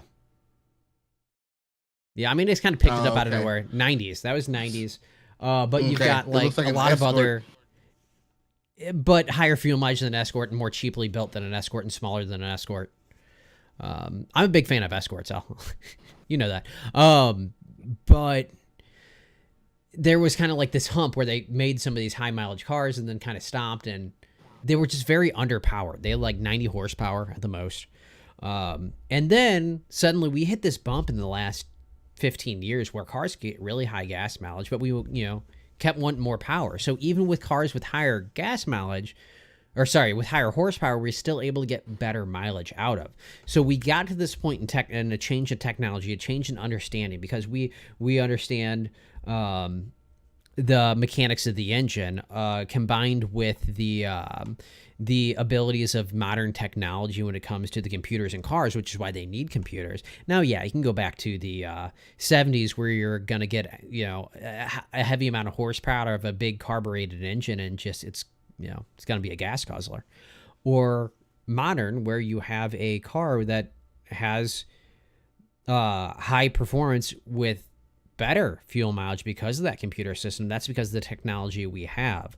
So we're to a tipping point. I feel we are to a tipping point to where even if it doesn't mean all electric, a hybrid system, just like I said, that Edison truck is of high interest to me because that's taking advantage of a gasoline process, or actually diesel process. So we'll just say combustion engine process, combining it with electric and creating something that is very efficient, but still has that. Because guess what? We cannot get from coast to coast without stopping to charge on electric systems. Now you can still do it, 30-minute charge, 30-minute charge, 30-minute charge, which can a lot quicker than people realize or will like to admit that it's possible. So it's there. What do you... I have a question. What do you think? What do you think the repair cost would be on electric vehicle or hybrid vehicle versus a gasoline? What do you think it'd be higher, lower, in between, the same? It's going to be higher, but it needs to be partially because it needs to be improved. Car companies with the hybrids, one of the issues they had was making the batteries hard to access, which makes it take time, and that's expense. So if it's going to take all day to get to that battery and replace it, if you have to lift the body up off the chassis, you disconnect all electronics to do so, and you disconnect all the shit, that's going to take all fucking day. So X amount of time, and then you have batteries. Batteries are expensive. Now, that is one thing that we have to hope that these companies that are going to start building products drop the price in. That's my biggest concern, is the price of the batteries, because batteries will need to be replaced over time. You're talking $10,000, $15,000, $20,000. What's your second concern? So main concern is that battery. Second concern is things like infrastructure and things like that, speeding up the charging process, improving the grid to allow the power to the houses. If for some reason a lot of people do need to charge cars at the same time, you're going to have more people charging cars. But okay. I fuel my car every 3 days. Do you have any more? Do you have any more concerns after that? Just the average concerns of your average vehicle, but yes, Okay. right now, electric and hybrids are still expensive because the batteries and because the dumb way they're engineered. You can honestly blame a lot of the shit on engineers, but yeah, they're expensive. Yep. What about you, Brow? What are your concerns on that, or if you have any?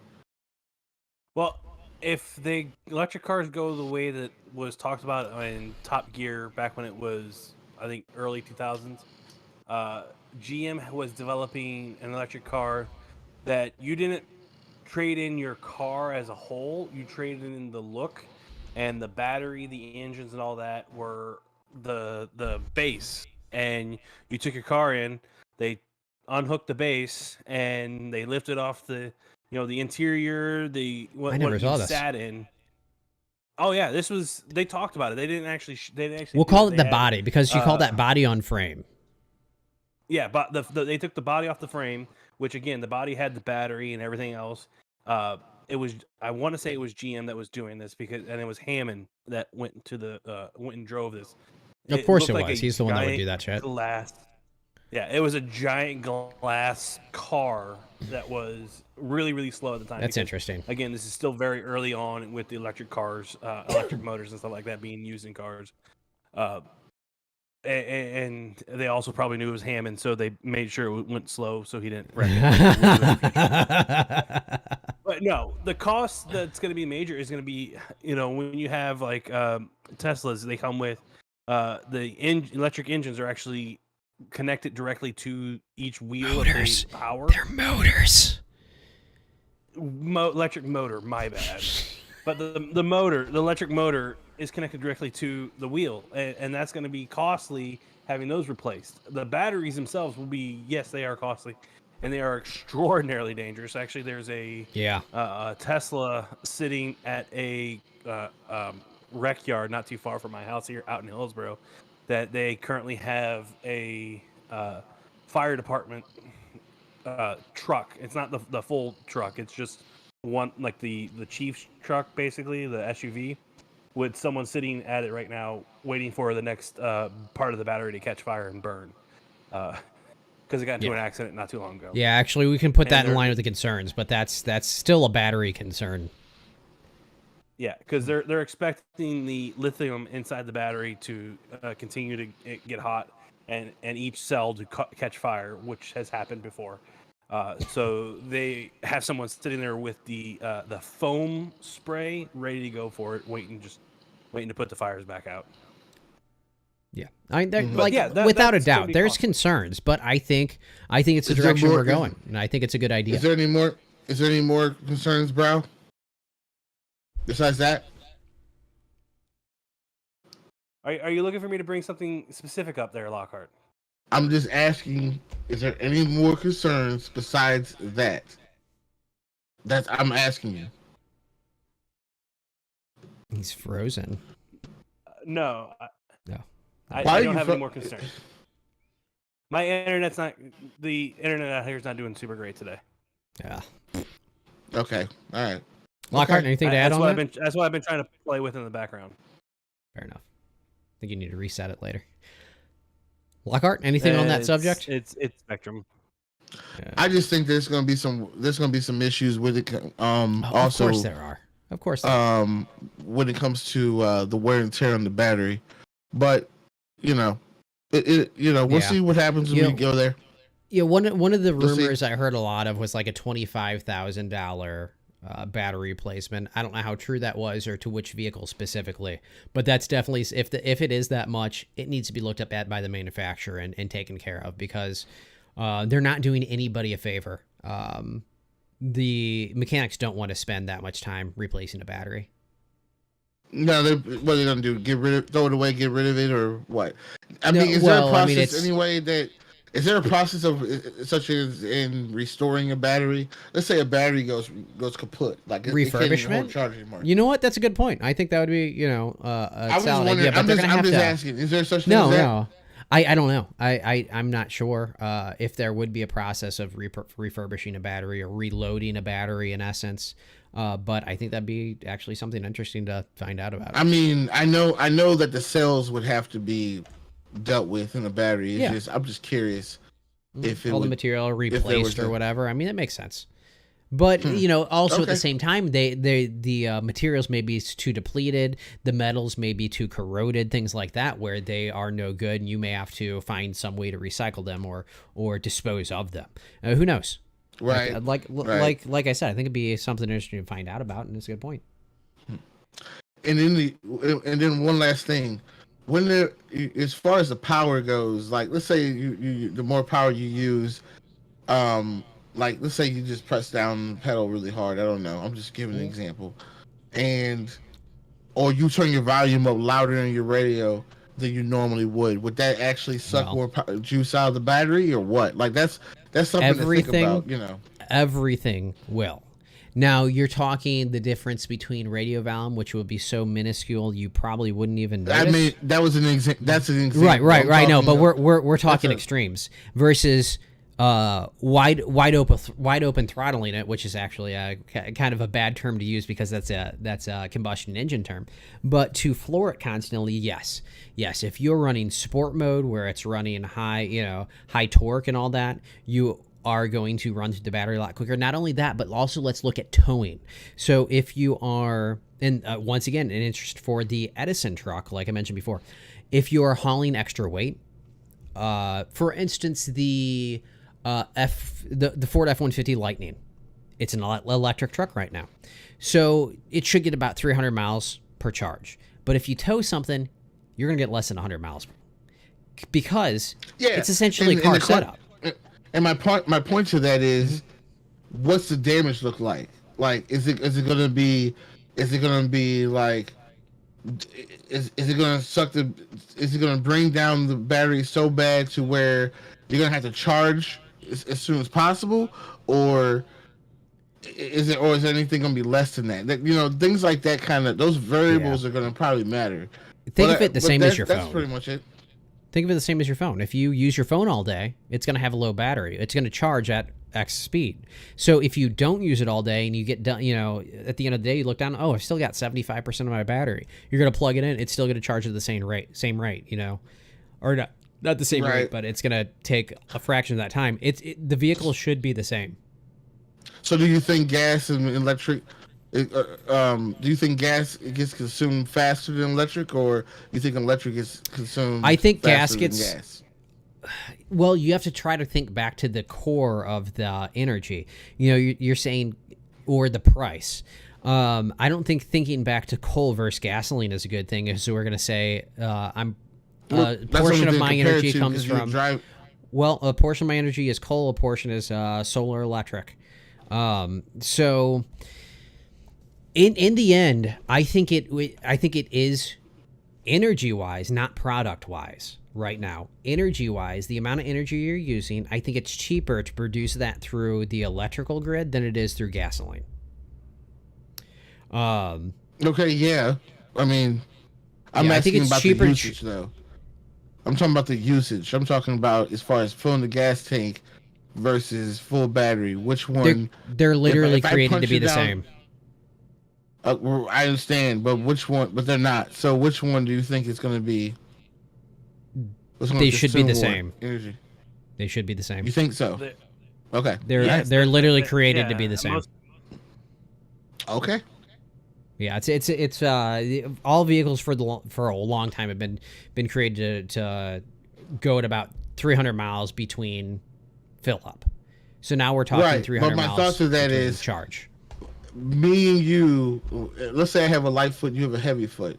Same car, one's gas, one's electric. I have the electric and you have the gas. Honestly, it's probably going to be electric simply because it's so torquey. You're going to get a lot more of a response out of that.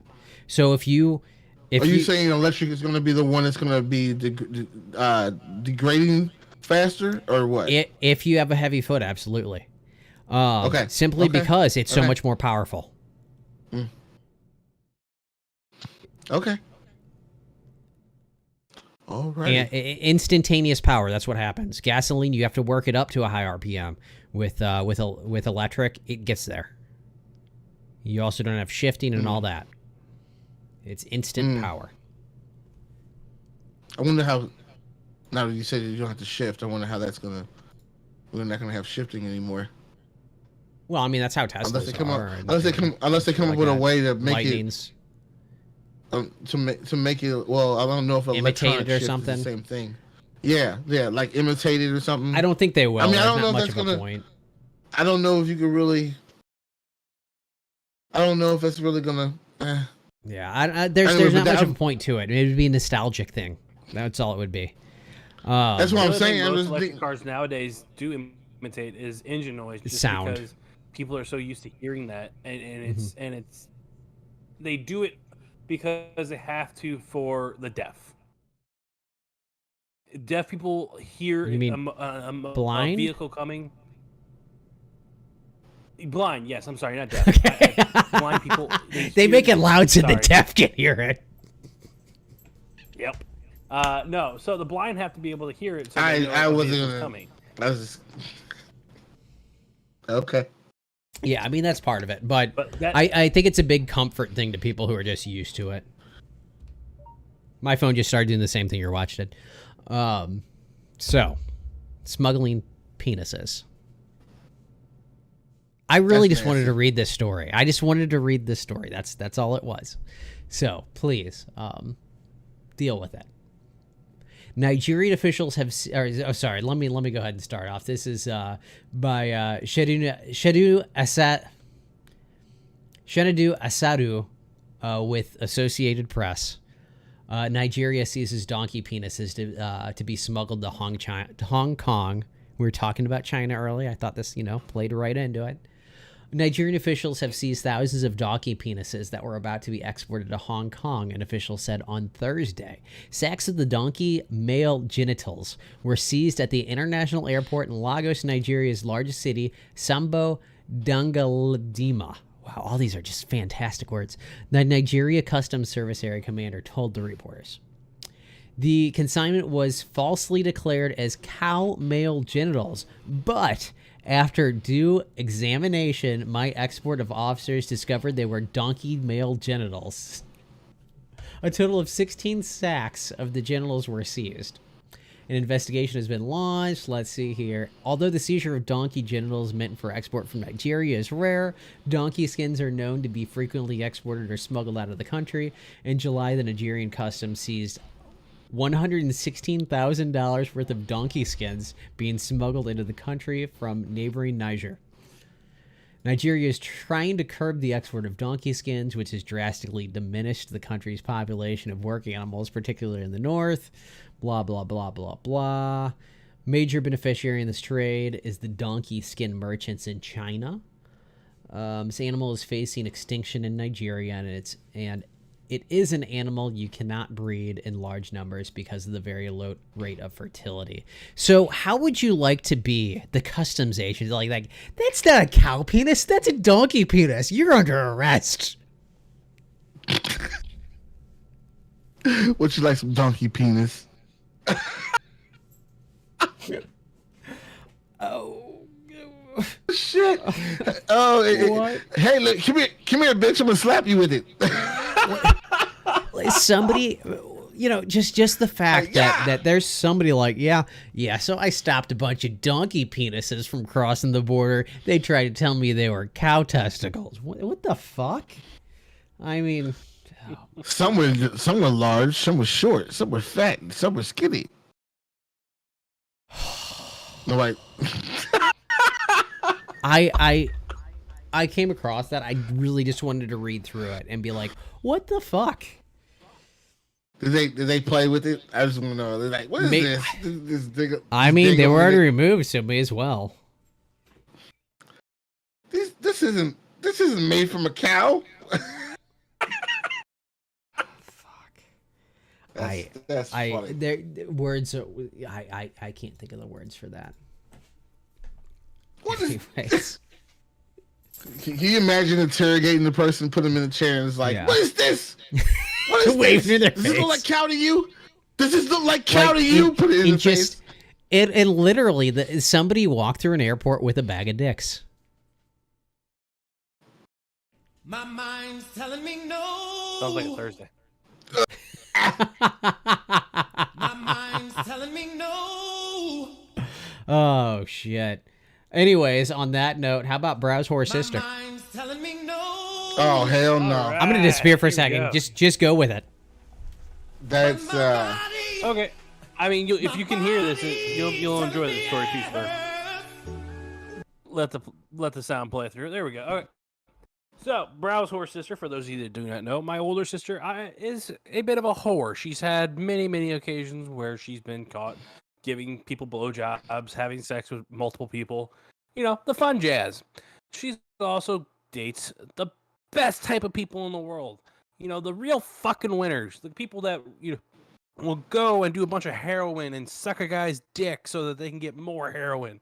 Or, the douchebag that likes to beat the shit out of a pregnant woman who's pregnant with his child. Not only did she date that guy that beat the shit out of her, not once, not twice, but 3 times when she was pregnant with his fucking kids, she married the sumbitch and made sure that she had a nice, long-lasting life of 3 years with the motherfucker before she divorced him for beating the shit out of her.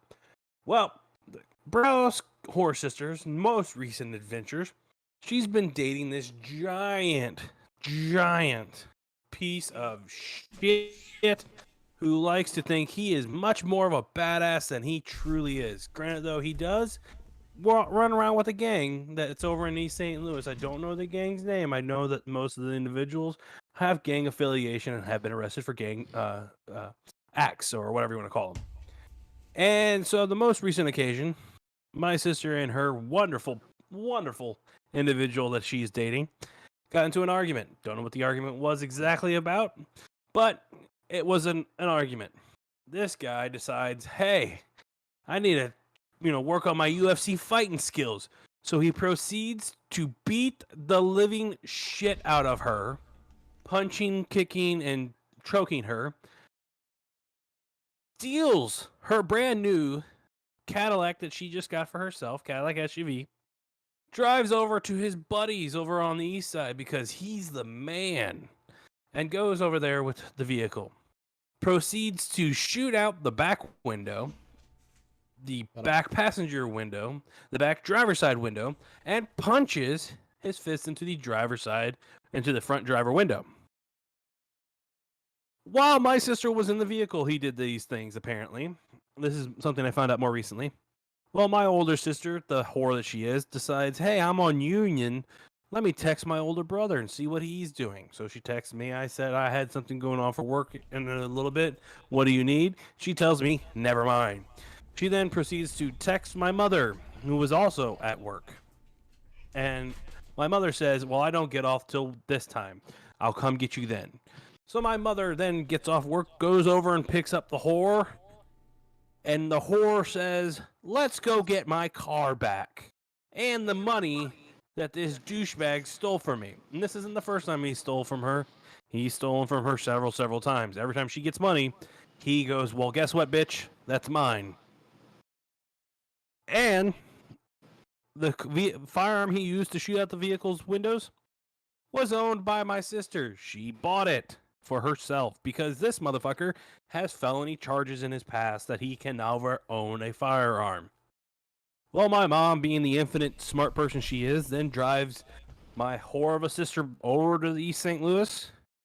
They call the police to get them to follow them over so they can get the vehicle back and take it back to where it belongs and get the repairs that it needs. But instead of waiting at the park that the police said they could wait at so that the police would show up and give them an escort over to get the vehicle and arrest the douchebag for pointing a gun at people and for beating the shit out of her and for stealing her car and for stealing her money, they decide, let's go over to this house on our own. So my Brow's mother drives over in her nice 2018 Hyundai Santa Fe. Drive on over Hyundai there. that hasn't been stolen. My mother gets on over there, has him lined up in her sights with the car, and he proceeds to point a gun at my mother through the windshield. And my mother, not using all of her intelligence that I know she has, being dumb in this particular incident, because the whore in the seat next to her tells her, don't run him over, I love him. Does not run this motherfucker over after he points a gun at him. Police are on the phone with my mother when she says he's pointing a gun at me. All of a sudden, the police go from, oh, we're going to get there when we get there, to cherries and berries, and let's put the siren on and get over and get this motherfucker. This dumb motherfucker goes into the house and just stays in there. Now, Brow's whore sister does get her vehicle back after he slashed one of the tires. So Brow's whore sister has that vehicle towed across the river to a reputable car repair shop, that her boyfriend's uncle owns, and now has my father's pickup truck again. Said pickup truck that had been used in a drive-by has multiple bullet holes inside of it. Doesn't have an AC because there is currently a fired projectile in the AC compressor. It still has bullet holes in it. And we had to change out the windshield washer. Yes. My dad gave it back to her so she could get to and from work, and we were supposed to get it back on Tuesday, the day after Labor Day. It is now Friday, and the vehicle is still not back because Brow's whore sister is that much of a winner. Yeah. And then it gets even better. Here's another one from Brow's whore sister. Brow's horse of a sister decided that her daughter, who's 16, just has her permit and has commitment to play soccer for a soccer team, doesn't need to go to soccer practice. She needs to drive the whore around who's drunk off her ass so that they can do DoorDash so the whore can get more money. Yes, that is Brow's horse sister story for this week. She dates the winners. She likes to take her child into dangerous situation because why the fuck not? And when I say they did DoorDash, they didn't do DoorDash in like St. Peters, Missouri, or Florissant, Missouri, or anywhere in the St. Louis side of Missouri. No, they went over to Illinois, to East St. Louis, and did DoorDash there. Here's My guess another was they did unfortunate pack of DoorDash, and mutants who ought to be penciled in for a sudden visit from the angel of death. Yes, yes. Brow's horse sister needs to have that wonderful visit from the Grim Reaper. And I'm currently just waiting for that phone call saying, guess what, Brow? Your whore of a sister has been fucked to death. And I don't know if that'll be with a gun, with a bunch of penises, or her own stupidity. But it's coming. Well, for her own enjoyment, I hope it's a bunch of penises, but, you know. If That's it's a what bunch it of is. penises, that story's going to be epic. Yeah, will be. By the way, say hi to Lloyd. He's joined us in chat. Oh, Lloyd, Say hi, hi, Lloyd. how you doing? I didn't know Yeah, Lloyd's one of the old friends from the Twitcherverse. So what was it that I was going to move on to? Risk of nuclear accident. Did you have questions about the whore story? I didn't. I thought it was pretty clear cut and dry, although I'm a little bit more familiar with the situation. If anybody in chat wants to go ahead and follow up with that, I'm sure he'd be happy to reach out. Even if it's late, I'll let us cut into the next story. The my mother. Your mother's a mother. Go ahead. Sorry. Your mother's a No, mother. That's all I'm here's the thing. saying. She's just My a mother. mom does not like my sister. She has on multiple occasions said she wants to kick the whore out of the house that she's currently renting for my mother and father. Yeah. You know, the house that she's renting and hasn't paid rent on since pre-COVID. Oh, Jesus Christ. Yeah. That's the other fun one. My mother is of the let's remove her from our lives. Let's sell that house. Let us do something with the money. And my father said, well, if we're going to do something, we should make sure to take care of our oldest whore of a daughter. Yeah. Sorry, just imagine her actually saying Nuclear that. power. I don't think I've seen your father since I Yeah, lived down the street from you. Same with your mother. They look the same, except white hair. Except older, white hair. Yeah. Yeah, your dad was starting to go grumpier. gray back then. Oh, on that note. And the comb over. Don't forget about his comb over. Well, I mean, Nuclear he's had a comb over power. since I knew him. Nuclear power, the risk Okay. of... We're discussing the risk of nuclear accident in Ukraine. Wait, we passed. So we're not going to talk about her sister anymore. Did you have anything to add? Oh, you missed the whole story. Did you, I was gonna say, if you have something to add, I'll be happy Did you- to answer. Oh my God. I just want to know. You missed the whole... Where- The whole segment. You missed the whole segment? I did not. I want to know why. Oh, I'm sorry. Where did she get the money for a new Cadillac, and where did she buy this Cadillac? She bought it from the wiggity wiggity places that you hear on the radio. Oh, you know, yeah. the wiggity wiggity. The So not buy the here, pickle pay here place? People.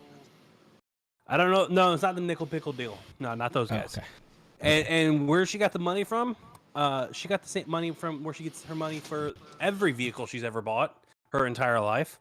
My father co-signed with it for her. Okay, so thank you for bringing that up. Do you think your dad's ever going to learn his lesson when it comes to? No. Oh, no. It's already been proven. We're beyond that. No. See, here's what's really great.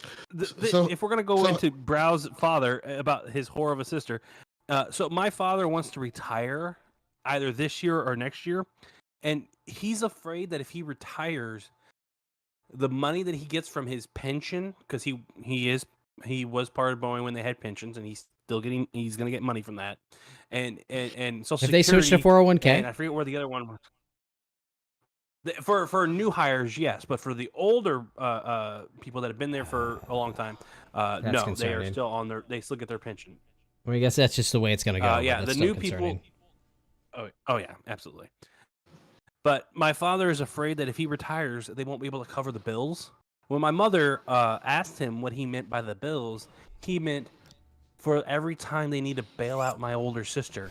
And my mother responded with, "We need to stop bailing her out. It's time for her to fail. She's 36 years old. She's a whore. She's an idiot. She's time for her to fail and flounder on her own for a little while to realize how to fucking live life." How about this? Another fun story that I just thought of about my whore of a sister. Her oldest son just turned 18, and her youngest son just turned 13.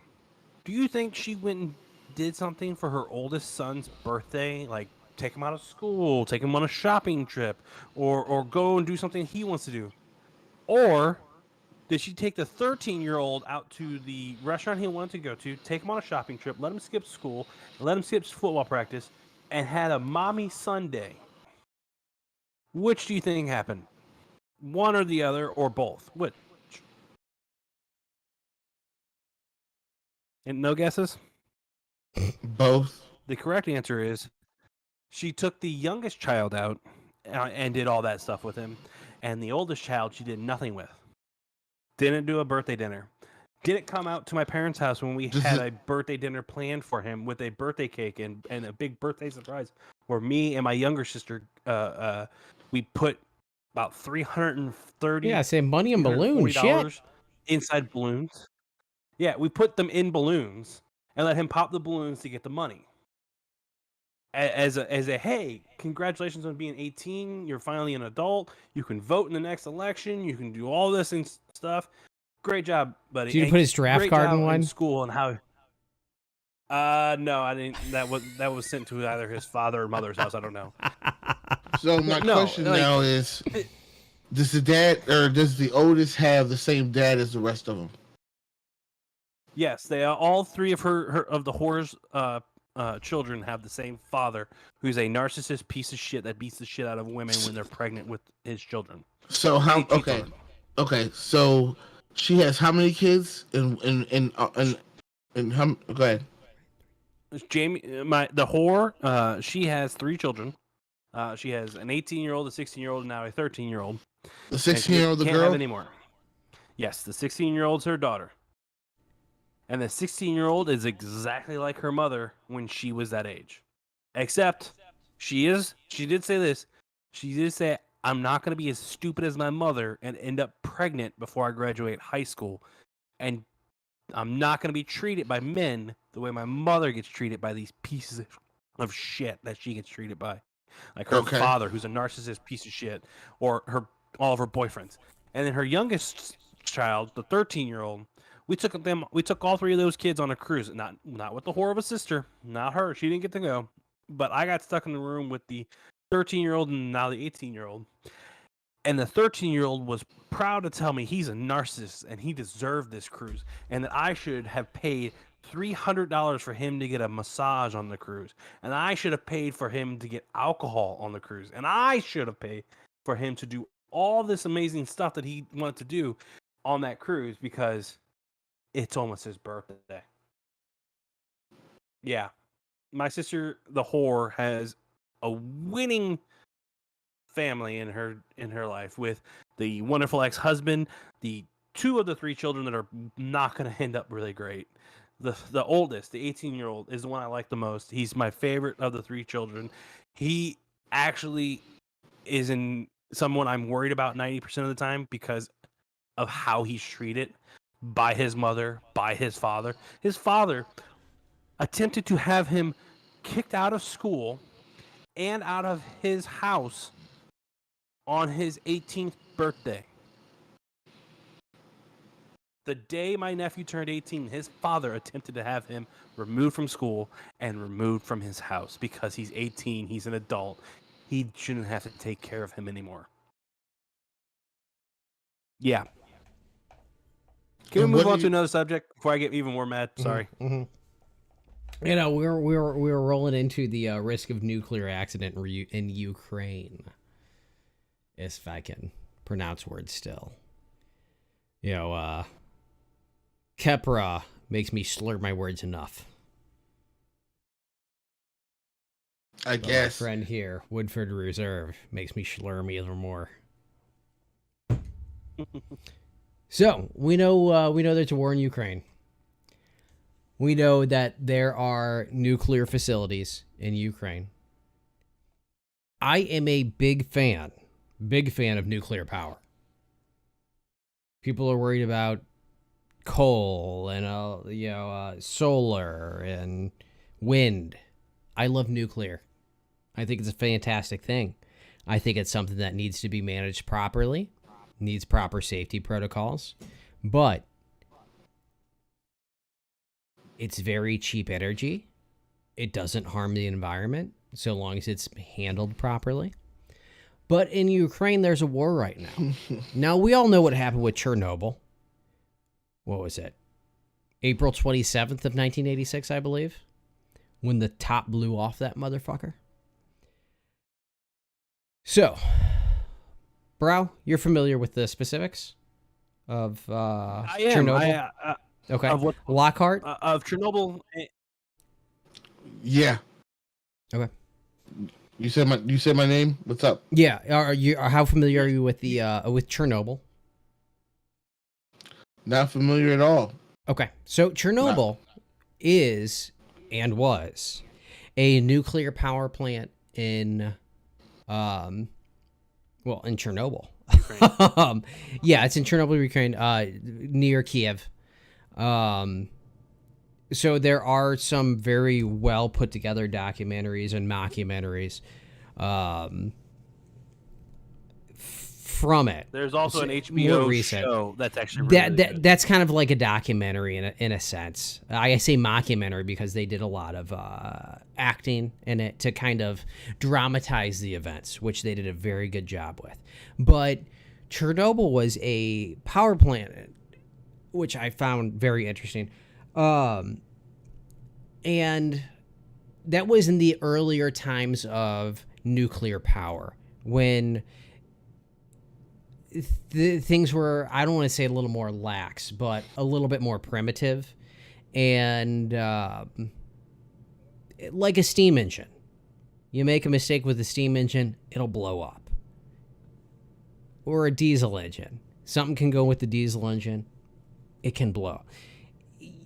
There are more primitive designs that are more prone to accident. Well, in Chernobyl, a chain of events and bad decisions led to the reactor on this power plant literally exploding and shooting radioactive material into the air, scattering it across the ground, and creating a hazardous environment for thousands of years.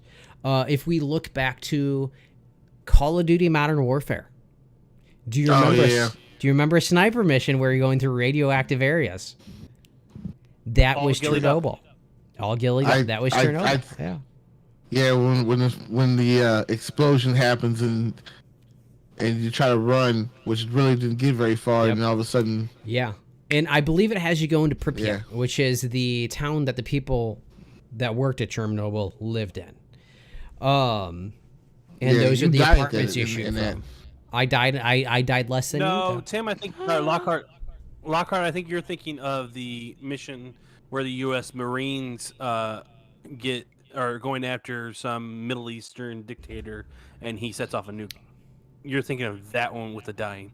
The Chernobyl All Gillied Up is where you're back in time with Captain Price, with his former commander, and you're trying to go take out Zakhaev in secret from a sniper nest, and you have to go through, crawling through, and you have the tanks roll by you, and the guys. And he says, "Don't even think about it. There's too many of them will die."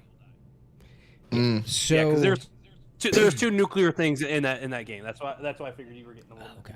All right. No. Okay. So just kind of to give it a place. There it is. Modern day, actually within the last 10 years, they've built a giant sarcophagus is what they call it. It's a giant dome, essentially, that they rolled over the power plant. And this is more or less recently. But that ground is still, for the most part, people don't live in that area. It's just too unhealthy. Now, people can go in there for amounts of time and tour the area and stuff like that. But the sarcophagus, for the most part, has been closed off. You don't want to go in there because of high levels of radiation. Literally, in lower levels, there are still melting. This from as old as I am. There is melting radioactive material in that building, continuing to melt. And if you come into relatively close contact with that within like the same room for more than a minute or so, it will end up killing you in the long run. And it's a very slow and painful death. And what happened during that event is there were a lot of slow and painful deaths because they were trying to clean it up so fast. They were trying to keep it secret. And they were doing everything they could to do those two things together, that it hurt them in the long run, and that was the USSR that happened with. Now that is part of Ukraine. Do you know what was the cause? The cause of that nuclear meltdown? Well, they were running a test, and when running the test, the reactor started reacting too quickly and creating too much power because of the xenon gases. And they tried pulling the rods out too quick. They got jammed, and then you had reaction upon reaction upon reaction, which then ended up compressing and exploding. So, technically, that reactor 3 wasn't supposed to be online and used yet, but it was currently in use because they got a special waiver because one of the safety tests hadn't been successfully done. And so they were trying to do the safety test, and the problem was the people that knew how to do the test, well, they got off for the evening, and they didn't tell the next group that the safety test was going on, so they, reactivated the reactor like they were supposed, to. Keep in mind this crew had no idea that this safety test was supposed to take place, so and they wouldn't know how to handle the safety test. I don't know if I can work around that. I couldn't. Nobody should have to work around that. Absolutely insane. Bro, go ahead with what you're saying. Yeah. I was gonna say the guy that was in charge of doing the safety test, he was like, no matter what happens, we are doing this test today. And because people kept saying, well, the reaction's going really bad, we either need to pull the rods or we need to add more water. And he said, no, if we add more water, the test is invalid, and if we pull the rods, the test is invalid. So we're not doing that. Well, then stuff started going critical, and the reactions, like Spur said, were going so crazy that they tried pulling the rods. But as they were pulling the rods got so hot they actually melted the walls around them. They locked. And they locked into place. And where they were locked into place was causing the reaction to increase, and it went beyond critical mass and caused the explosion. And if I remember correctly, there was one guy inside the reaction area up on top of the top of the rods, basically. And he was pretty much vaporized instantly. There was no recovery. Yeah, they found his shadow on the wall is the only thing they found of him, and he was dead. The second guy died within a matter of 15 minutes from radiation poisoning. Several others died that weren't even in the room, died within hours. There was a couple of people that died. Well, I mean that's radioactive material and radioactive graphite going flying. You touch it, you ain't gonna make it very long.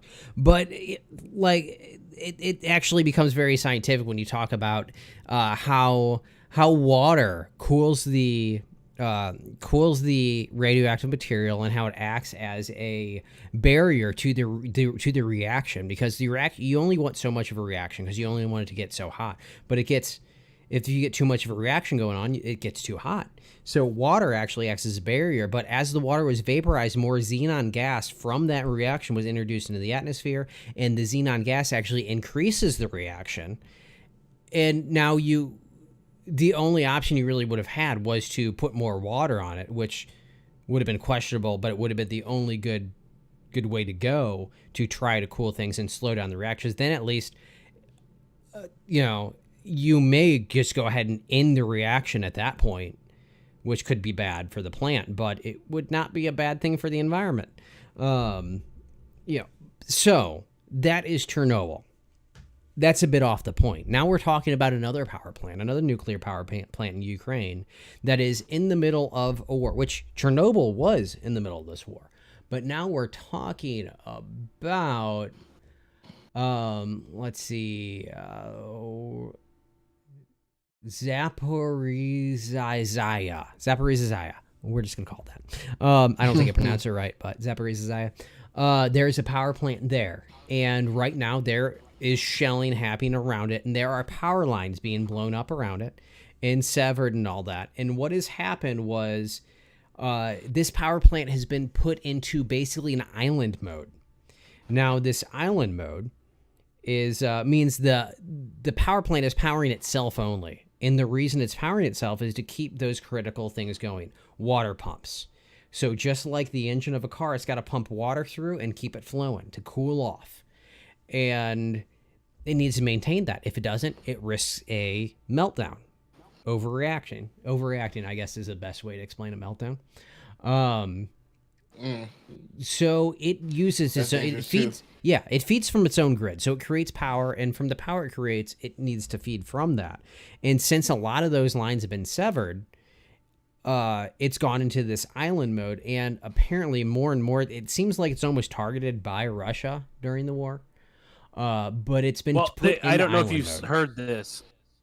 So Russia was targeting it because they wanted to run a false flag event, saying that the Ukrainians were the ones letting this go nuclear meltdown happen at this plant, and that's why they need to go in and take out the Ukrainian government.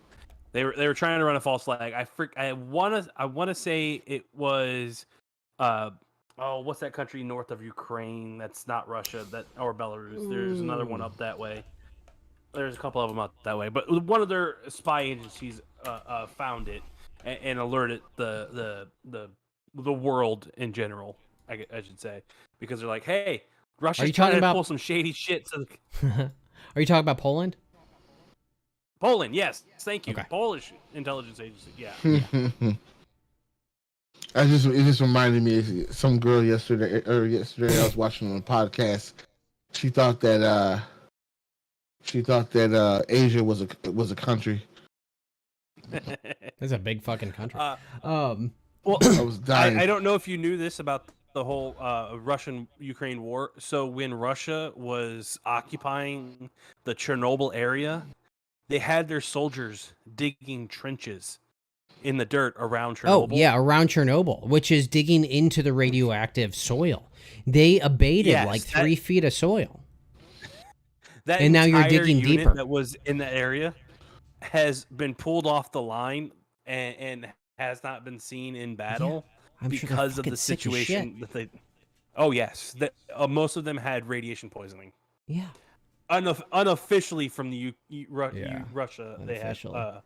You can get cancer from the radiation poisoning, right? That's exactly what it causes. I mean, it's rapid shit. Now, of course, they don't call it rapid. It's acute. Yeah. From Chernobyl, there are actually plenty of people who did surprisingly well after being exposed to what had happened there. But overall, it was mostly bad. Now, I know there are some people who actually went into the irradiated water inside the plant with radiation suits on, risking their own lives, expecting to be dead by the end of it. And I don't think their deaths have been reported to this day.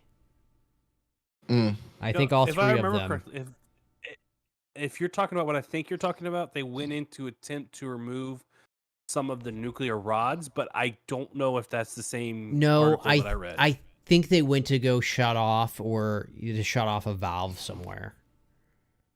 I don't know exactly. Okay. But they survived, and apparently to this day, it may not be up to date. But just very surprising for the situation. But I digress. Getting back to this, right now this power plant is basically on island mode, and so it's powering itself in a sense, which is actually something no plant in the U.S. would do because of the cautionary measures. Because it's not tried and true. The tried and true way would be to start running diesel generators and just shut down the plant. Well, they're not ready to do that at this time. For some reason, they're deciding not to, which could be a bad decision because it could cause a meltdown. Well, I kind of skimmed the article you have there. From what it looks like, they don't want to do that because it potentially could cause, like, they're not having a guaranteed supply of diesel and fuel for the generators. Oh yeah. So they don't know that they can run long enough to actually continue to cool the nuclear material in the amount of time. Rods, we all know the rods, but nuclear material in the amount of time to consider them safe. And nuclear because material needs to be cooled for so long. Yeah, because they can't guarantee the situation that they will have fuel to continue those pumps on the diesel. They won't shut them down, because if they run out of fuel to continue the pumps to cool down the nuclear material, it will go to a meltdown situation, and you'll have another Chernobyl. But instead of the north of Ukraine, you would have it in the southern Ukraine. Well, here's the major difference between. They are two different types of power plants. North was an explosion, or Chernobyl was an explosion. This power plant, it actually has this similar style containment as you would have in any U.S. nuclear power plant. And it's not as reactive. You don't have the same risks. So, in the end, yes, there would be a meltdown, but they believe it would be contained. But it's not something you want to try. You know, it hasn't been done before. It hasn't been fully tested. It's just, we think this should work. And it's the same. It's the same as what you have around the rest of the, world for the most part. It's not like Fukushima where there's a bunch of fucking plants running and it was fucking hit by an earthquake and shit was broken and they still didn't have shit properly secured. So there's just a risk. There is a concern of meltdown in Ukraine at the moment. Well, did you hear one of the more recent things from the God damn it, what the hell? The big giant alliance that they didn't want Ukraine United to join. Nations? Is it the UN? I didn't think it was the UN. I thought it was UN. NATO. It might have been NATO. Well, one of them. But all the countries that are near Ukraine said, if we detect nuclear radiation blowing in from this plant or Ukraine, we're blaming you, Russia, and we will count that as you committing a attack on our countries, and we will be declaring war on you, Russia. Yeah. So Yeah, that's I mean, why they are Russia directly responsible supposedly for an instability. is slowing. Yeah. Yeah. Russia has supposedly stopped or slowed the shellings on that plant. Yeah. But they absolutely will be directly responsible for any catastrophe caused by, in any area with shelling with those plants. Just the fact that there's a war makes the whole area unstable. I mean, not only do you have those issues, but you have a lack of workers at those power plants to work them. You've got people working long shifts at scrutiny of Russian soldiers, because is that one of the stations that have Russian soldiers at it? I don't know. I know that Chernobyl did have soldiers at it. Chernobyl no longer has soldiers, and this nuclear plant does not have Russian soldiers. It has Ukrainian soldiers currently at it. Because it's still with it. Does Chernobyl still have? You said it doesn't have Russian soldiers at it anymore, because I know they were under scrutiny of Russian soldiers. Chernobyl, the Russian military has pulled back from that. That's good. They've actually pulled back all of their units from the north, and they've circled to more towards the south. They're attempting what they want to do is they want to connect Crimea to Donetsk, I think it's what it's called, Donetsk. Yeah, Donetsk. Which is a Russian loyalist area. They want to connect via land, so Ukraine won't have any part of their country, any land masses, part of their country that is touching the Crimean Sea. Black Sea, Crimean Sea, whatever. See, but yeah, they don't want. They want to have. There. Yeah, they want to have a better connection so they can move materials and personnel down there, especially into the dockyards down in that area, because their military ships that are in the Black Sea is having a bit of issues at the moment. Of, being sunk on a regular basis. Interesting. Yeah, their flagship, the Russian flagship, it was a missile cruiser, was sunk because Russian media showed where exactly that ship was at that moment. They did a live broadcast from like looking out at the ship from the land, and Ukrainian military used anti-ship missiles to then shoot and sink the ship that's something you would have never seen before. What is it? The early War on Terror. I mean, yeah, that's the other. Like, so Russian soldiers who have been conscripted into the Russian military have to have their cell phones taken away because they were calling home or doing TikToks or Snapchats or whatever, where they were showing their location, and then immediately were being bombed by Russian or Ukrainian missiles strikes. Yeah, well, that's completely modern. That is 100% modern. Snap, Tick, all of it, just that throws a new spin on it. But like the adding the media into it, that was a thing of 2001, 2002, mostly 2002, but like when suddenly you have the media in the middle of a fucking war zone and you have that continued through this. I mean, I actually see less media in Ukraine than we saw in most parts of any part of any war we've had in the Middle East recently. But I mean, just that's mostly because it's we're in an age in this country, in this world, where people's attention spans on something is very short. small.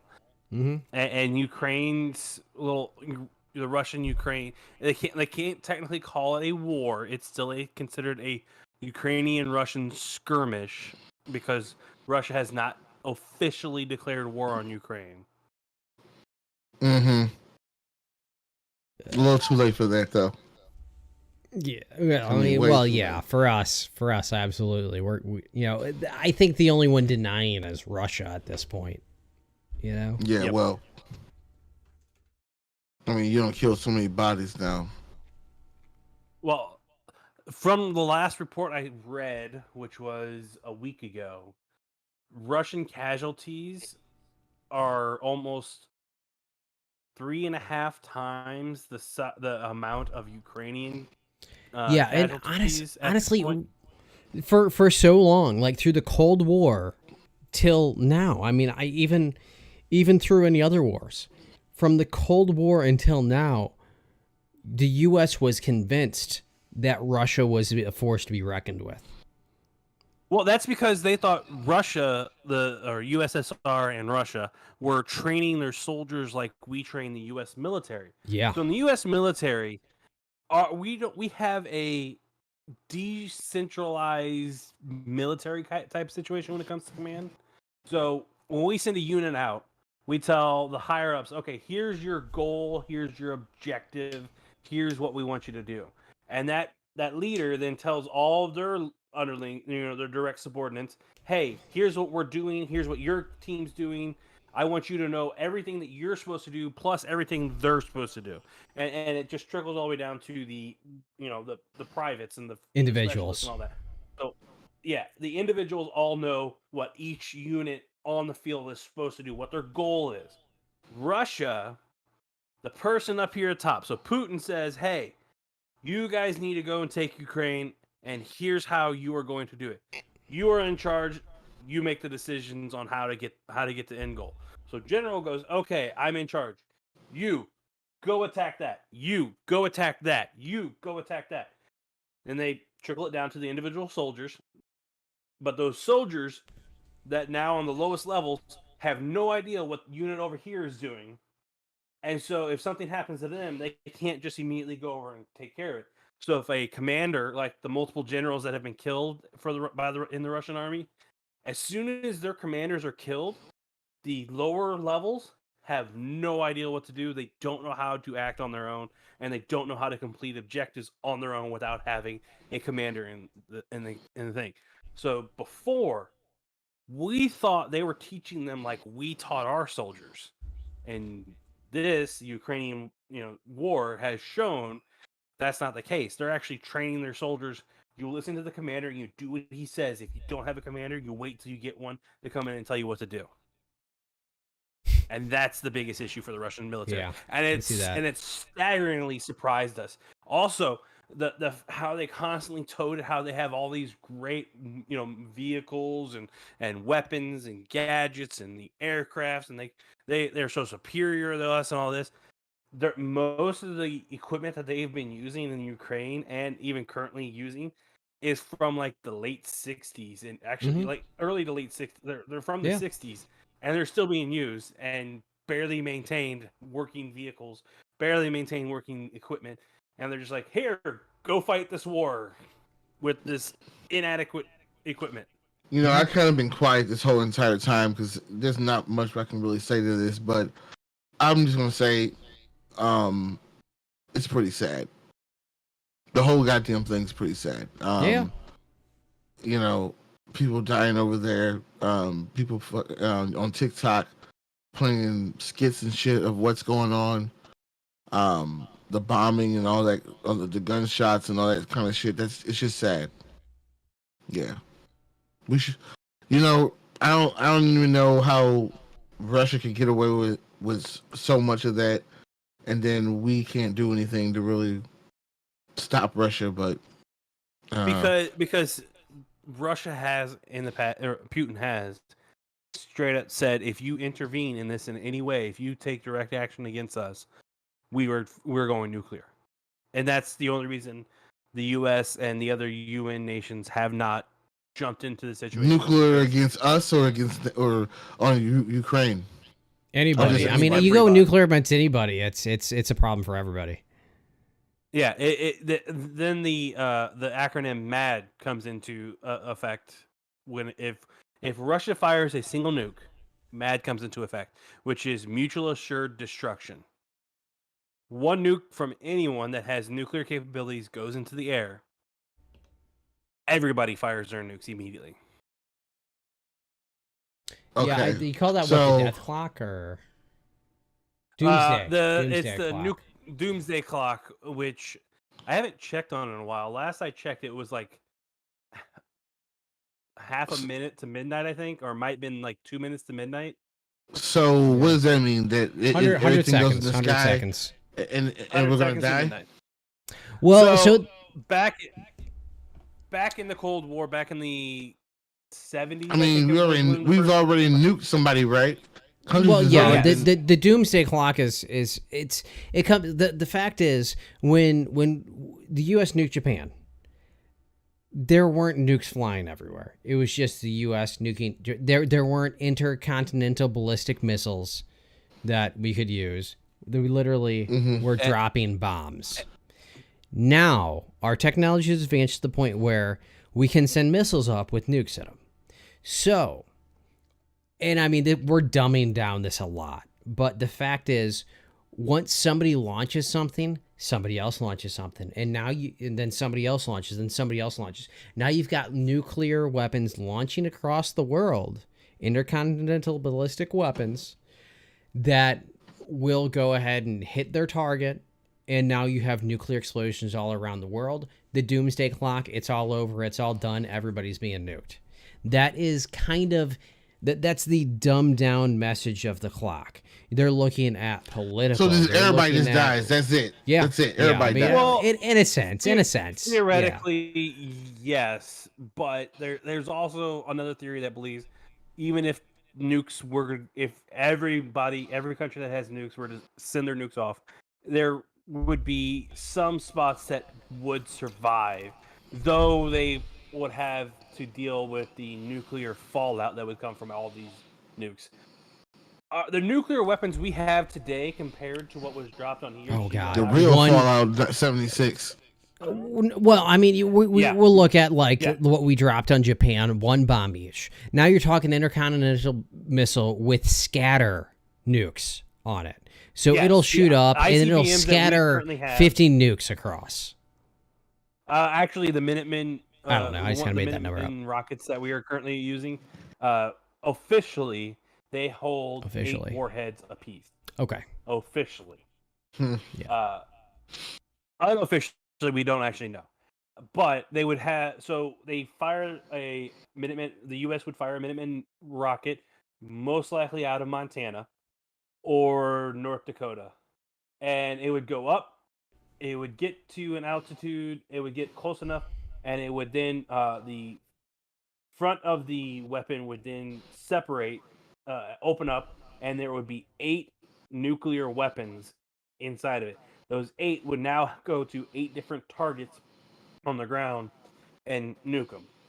The Hiroshima and Nagasaki bombs were like one was atomic, one was 5 tons of fucking. Well, one was atomic, one was hydrogen. Hydrogen. We currently are still using hydrogen, I believe, though it might be different. I don't know the actual. Yeah, who knows what we're doing right now?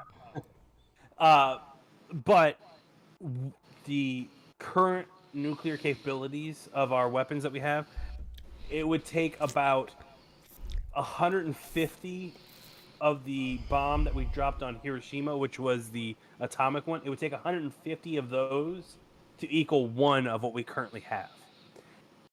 The Russians have a bomb called the Tsar Bomba, which is about 800 times the strength of the nuclear weapon dropped on Hiroshima. It is ridiculous. It's also massive. Like, it is a bomb that when it's flown in its specifically designed aircraft, it's still on the outside of the aircraft. The bomb bay doors do not close around the Tsar Bomba. It is open the whole time because it is so massive. I wonder if you shot a nuke in the sky, what would happen? A lot of fallout. Like you shoot. Yeah. Well, technically, no. I would expect there would be. It depends on where exactly we're talking about in the sky, because well, I mean, if you exit the atmosphere, it's different. Well, I was gonna go with Call of Duty Modern Warfare 3. There was the mission where Captain Price fires a nuke and it explodes above the eastern seaboard of the United States, and it knocks out all electricity. Because of where it exploded at, technically there would not be fallout because there's no material for it to attach itself to, and it would be safer. Technically. I mean, there's always material. You've got there's material There's dust everywhere. in the air, yes. Dust, yeah. There's dust and water molecules, yes, but it would technically be safer. Not safe, but safer. There's a nuclear physicist that theorized on this, and that's why I'm going off what he had to say on it. And he said the probability of nuclear radiation coming down and killing a bunch of people and causing more cancers and stuff like that would be less than 50%. I think his number was like 43% is what he calculated. Might have been a little bit more, might have been a little bit less. I'm not 100% That's still on substantial. what his number was. It is substantial, but it's still safer than if Safe. the Well, nuke yeah, were to then go fucking off hitting a city. near the ground. Yeah. So I don't know. nuclear Yeah. bomb, nuclear I missiles. just, I that just we don't want to be fire and around it when it bombs- happens. I'm not trying to die. Well, keep Well, in well, mind actually- out in So what is it? If Nevada, we- in the Nevada desert, they exploded so many nuclear weapons out there. And they were a lot smaller than what we're discussing, but yeah. But Lockhart, we live in the best state possible for a nuclear attack because of the caves that we have down in near more southern Missouri. Well, I mean, I live right by one. I mean, Yeah. I don't live next to a cave, so But you would have enough time to get to You one live because surprisingly close if a to some that you don't realize. Yeah, that's also true. We all do. where's a cave near here? I don't remember where exactly you are off the top of my head. Now, the big ones, I don't know. The smaller ones, fucking St. Louis is built on caves. For me, right down the the highway from me, there is a cave. It's a Right, storage. but you didn't answer unit. where. But you didn't answer where. I'm just is thinking of cave like near random me. caves by you, but in like any actual storage or bunker caves, I don't know exactly where they would be nearest to you. The nearest, like one near if you would you were be to go down right by to- me. Yeah, if you were to go down more towards like the Ozarks and go to the caves that are down that way, Oh shit! Well, you You would passed me on the survive- way. Shit. yeah, you'd pass him on the way first, but those are actually considered nuclear fallout shelters in the state of Missouri because Really? you would more than because there's water underneath the ground in those caves, and I think one of them has a restaurant inside of it, so there is food supplies down there. A Oh, restaurant there's inside the a goddamn yeah, place? yeah. That's in that's you actually I think serious? closer to you than it is to me. What? What Yeah, the fuck? it's What's the like- name of it? Oh, I can't remember. I don't. I want to say it's in Ozark. It's in the Ozarks, but I'm not. 100% No, there's one closer to him than there is me. I thought. The damn cave? Yeah, there's A like a restaurant, restaurant. okay. Yeah, it's like a winery or something. It's weird literally like that. it's called the Cave Bar and Grill, and there's also Cave Winery, Vineyard. But yeah, and That's crazy.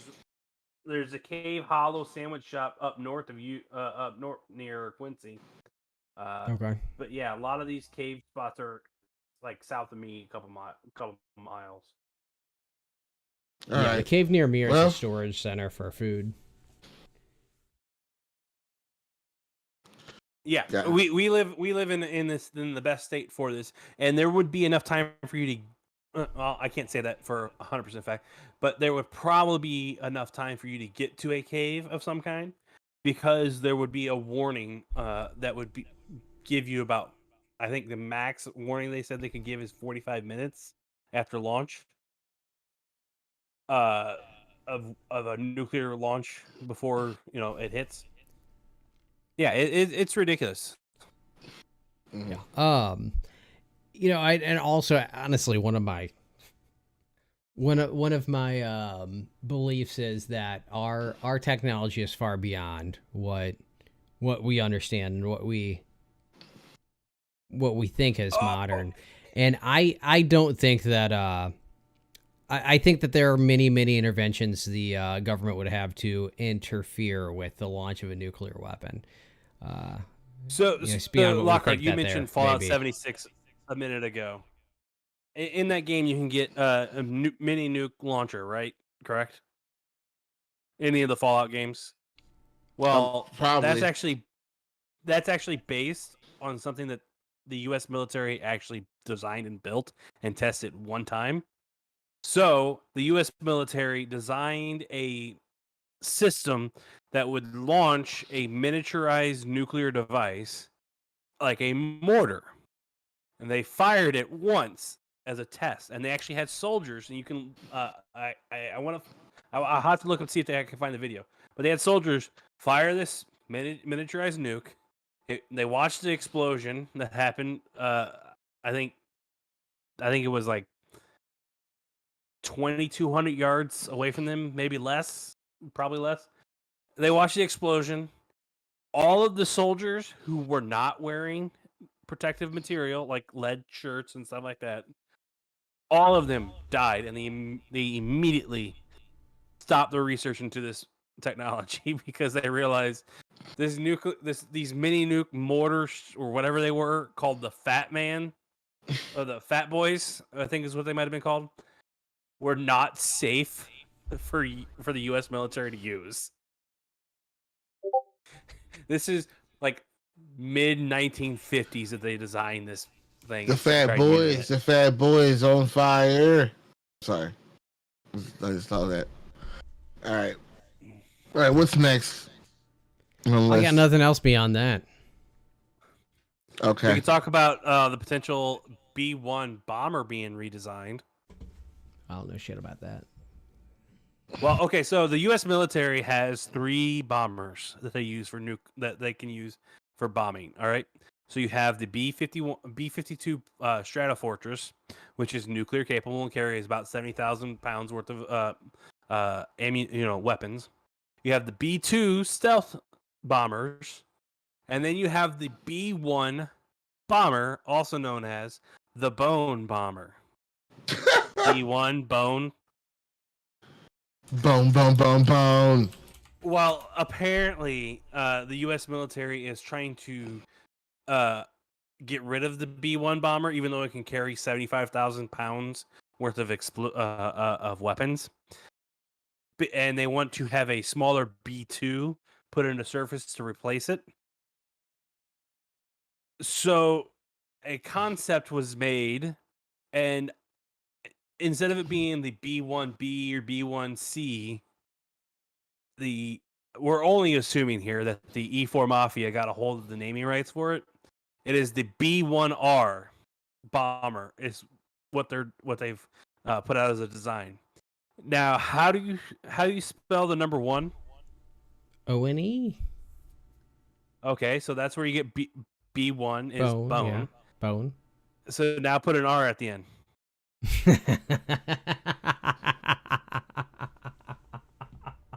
That's why some people believe the E4 Mafia got a hold of it so they could have the B1 boner. Jesus. It's nuclear. Well, technically, the B-1 is not, because of a treaty signed, is not permitted to carry nuclear weapons. You killed my joke. I did, unfortunately. But there's 2 reasons it's not allowed to carry nuclear weapons. 1, it can carry 75,000 pounds worth of weapons. 2, it's the only supersonic bomber we have in our fleet. Supersonic. It can travel 1.3. It can travel at Mach 1.3. Shit. The B-1R or B-1 or the boner would potentially be able to travel at Mach 2.4 and carry 80,000 pounds worth of explosives.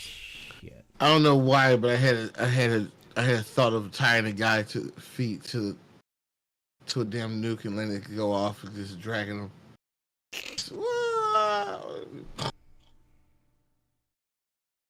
But that's all I had. I just want to throw that out there just because I thought it was funny, especially with the B-1. Yeah. B-1R. Yeah, that's a very good subject. All right, we've been through Scary Movies, the non-detainable offenses, Free College, Mar-a-Lago.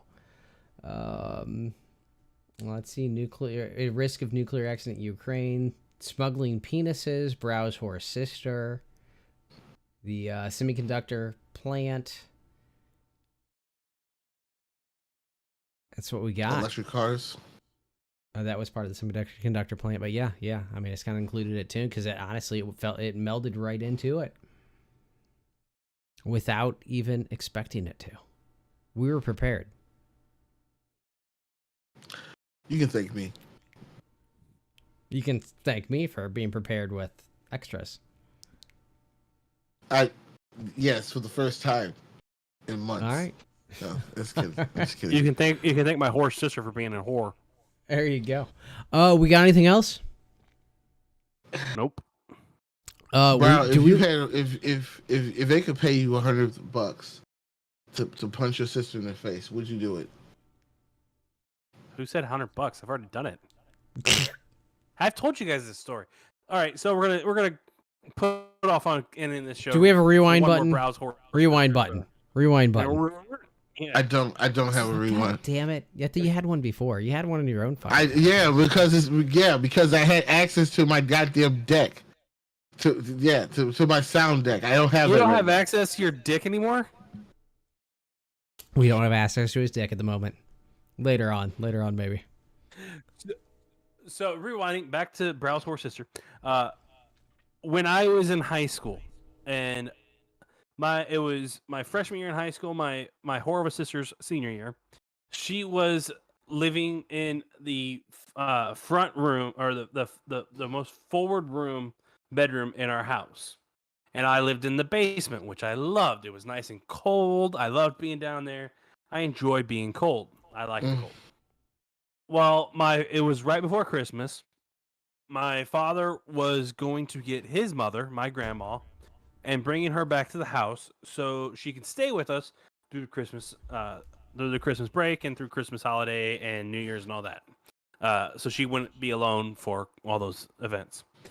Well, my father, before he left at 10 a.m., told me, I need you to move all of your stuff from the basement up into that room that your sister stays in, and her to move all her stuff downstairs, and then you're going to sleep on the couch while your grandma's here, and grandma's going to sleep in your bed.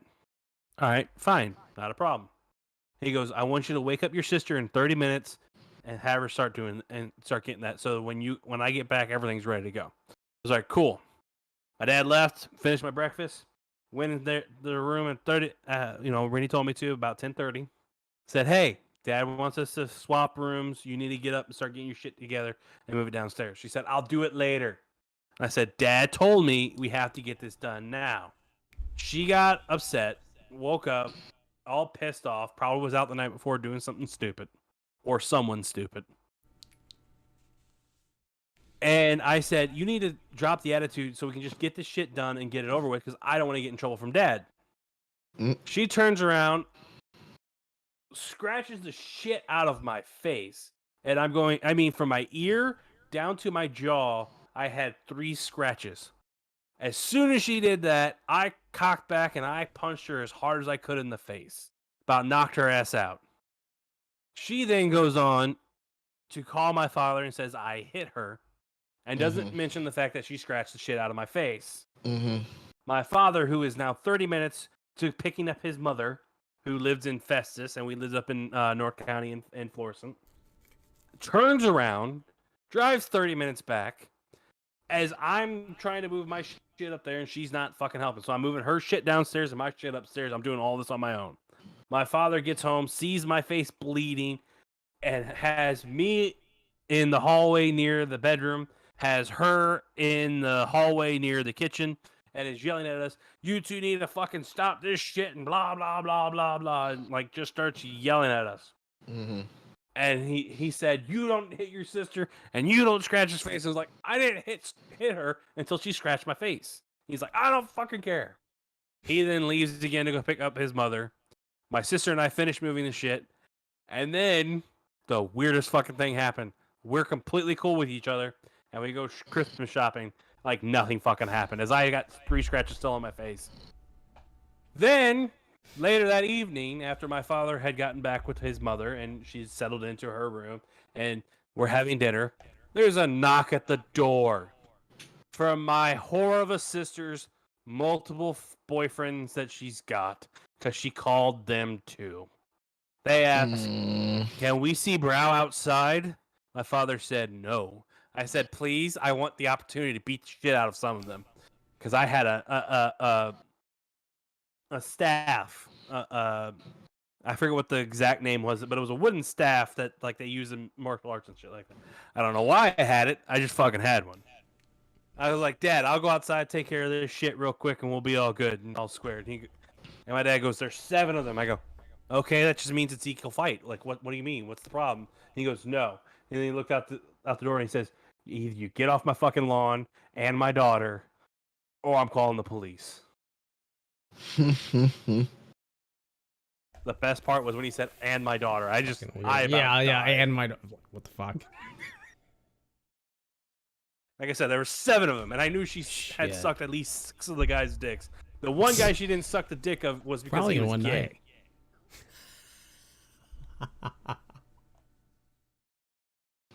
There's another. Did you guys hear that? story. Oh shit! No. Did you guys hear not at that? all. Not at all. Okay. Well, Oh, I fuck. tried to put your favorite noise in there. All right, 11:19. Time to wrap up. You guys good? Yep. Yep. You guys want to join me for a flight through Nevada? Okay. Sure. You're welcome to. I'll just jump it over to the Twitch stream. Yeah, I mean, I'm just gonna end this. Okay. Fire up Twitch in a minute. You guys are welcome to stick around. We're gonna be firing up Agent Wabbit on Twitch. After show, absolutely no topic. I don't give a fuck what goes on there. Just the way it is. We cool? I'm cool. gonna take a gummy. All right, enjoy your gummy. God. We'll talk to you in a little bit. That should be fun. In 3 minutes, you'll be passed out on the floor. All right. No. On that note. When I take a gummy, I stay up all night. Okay, fair enough. All right. Well, we'll see. We'll see how that works out. I'll probably pass out before you. Nothing more to add? Nope. Not All right, shit for me. We're gonna jump over to Twitch to my account. Folks, have a good night. Lockhart, Brow, Humankind. Be both. Both.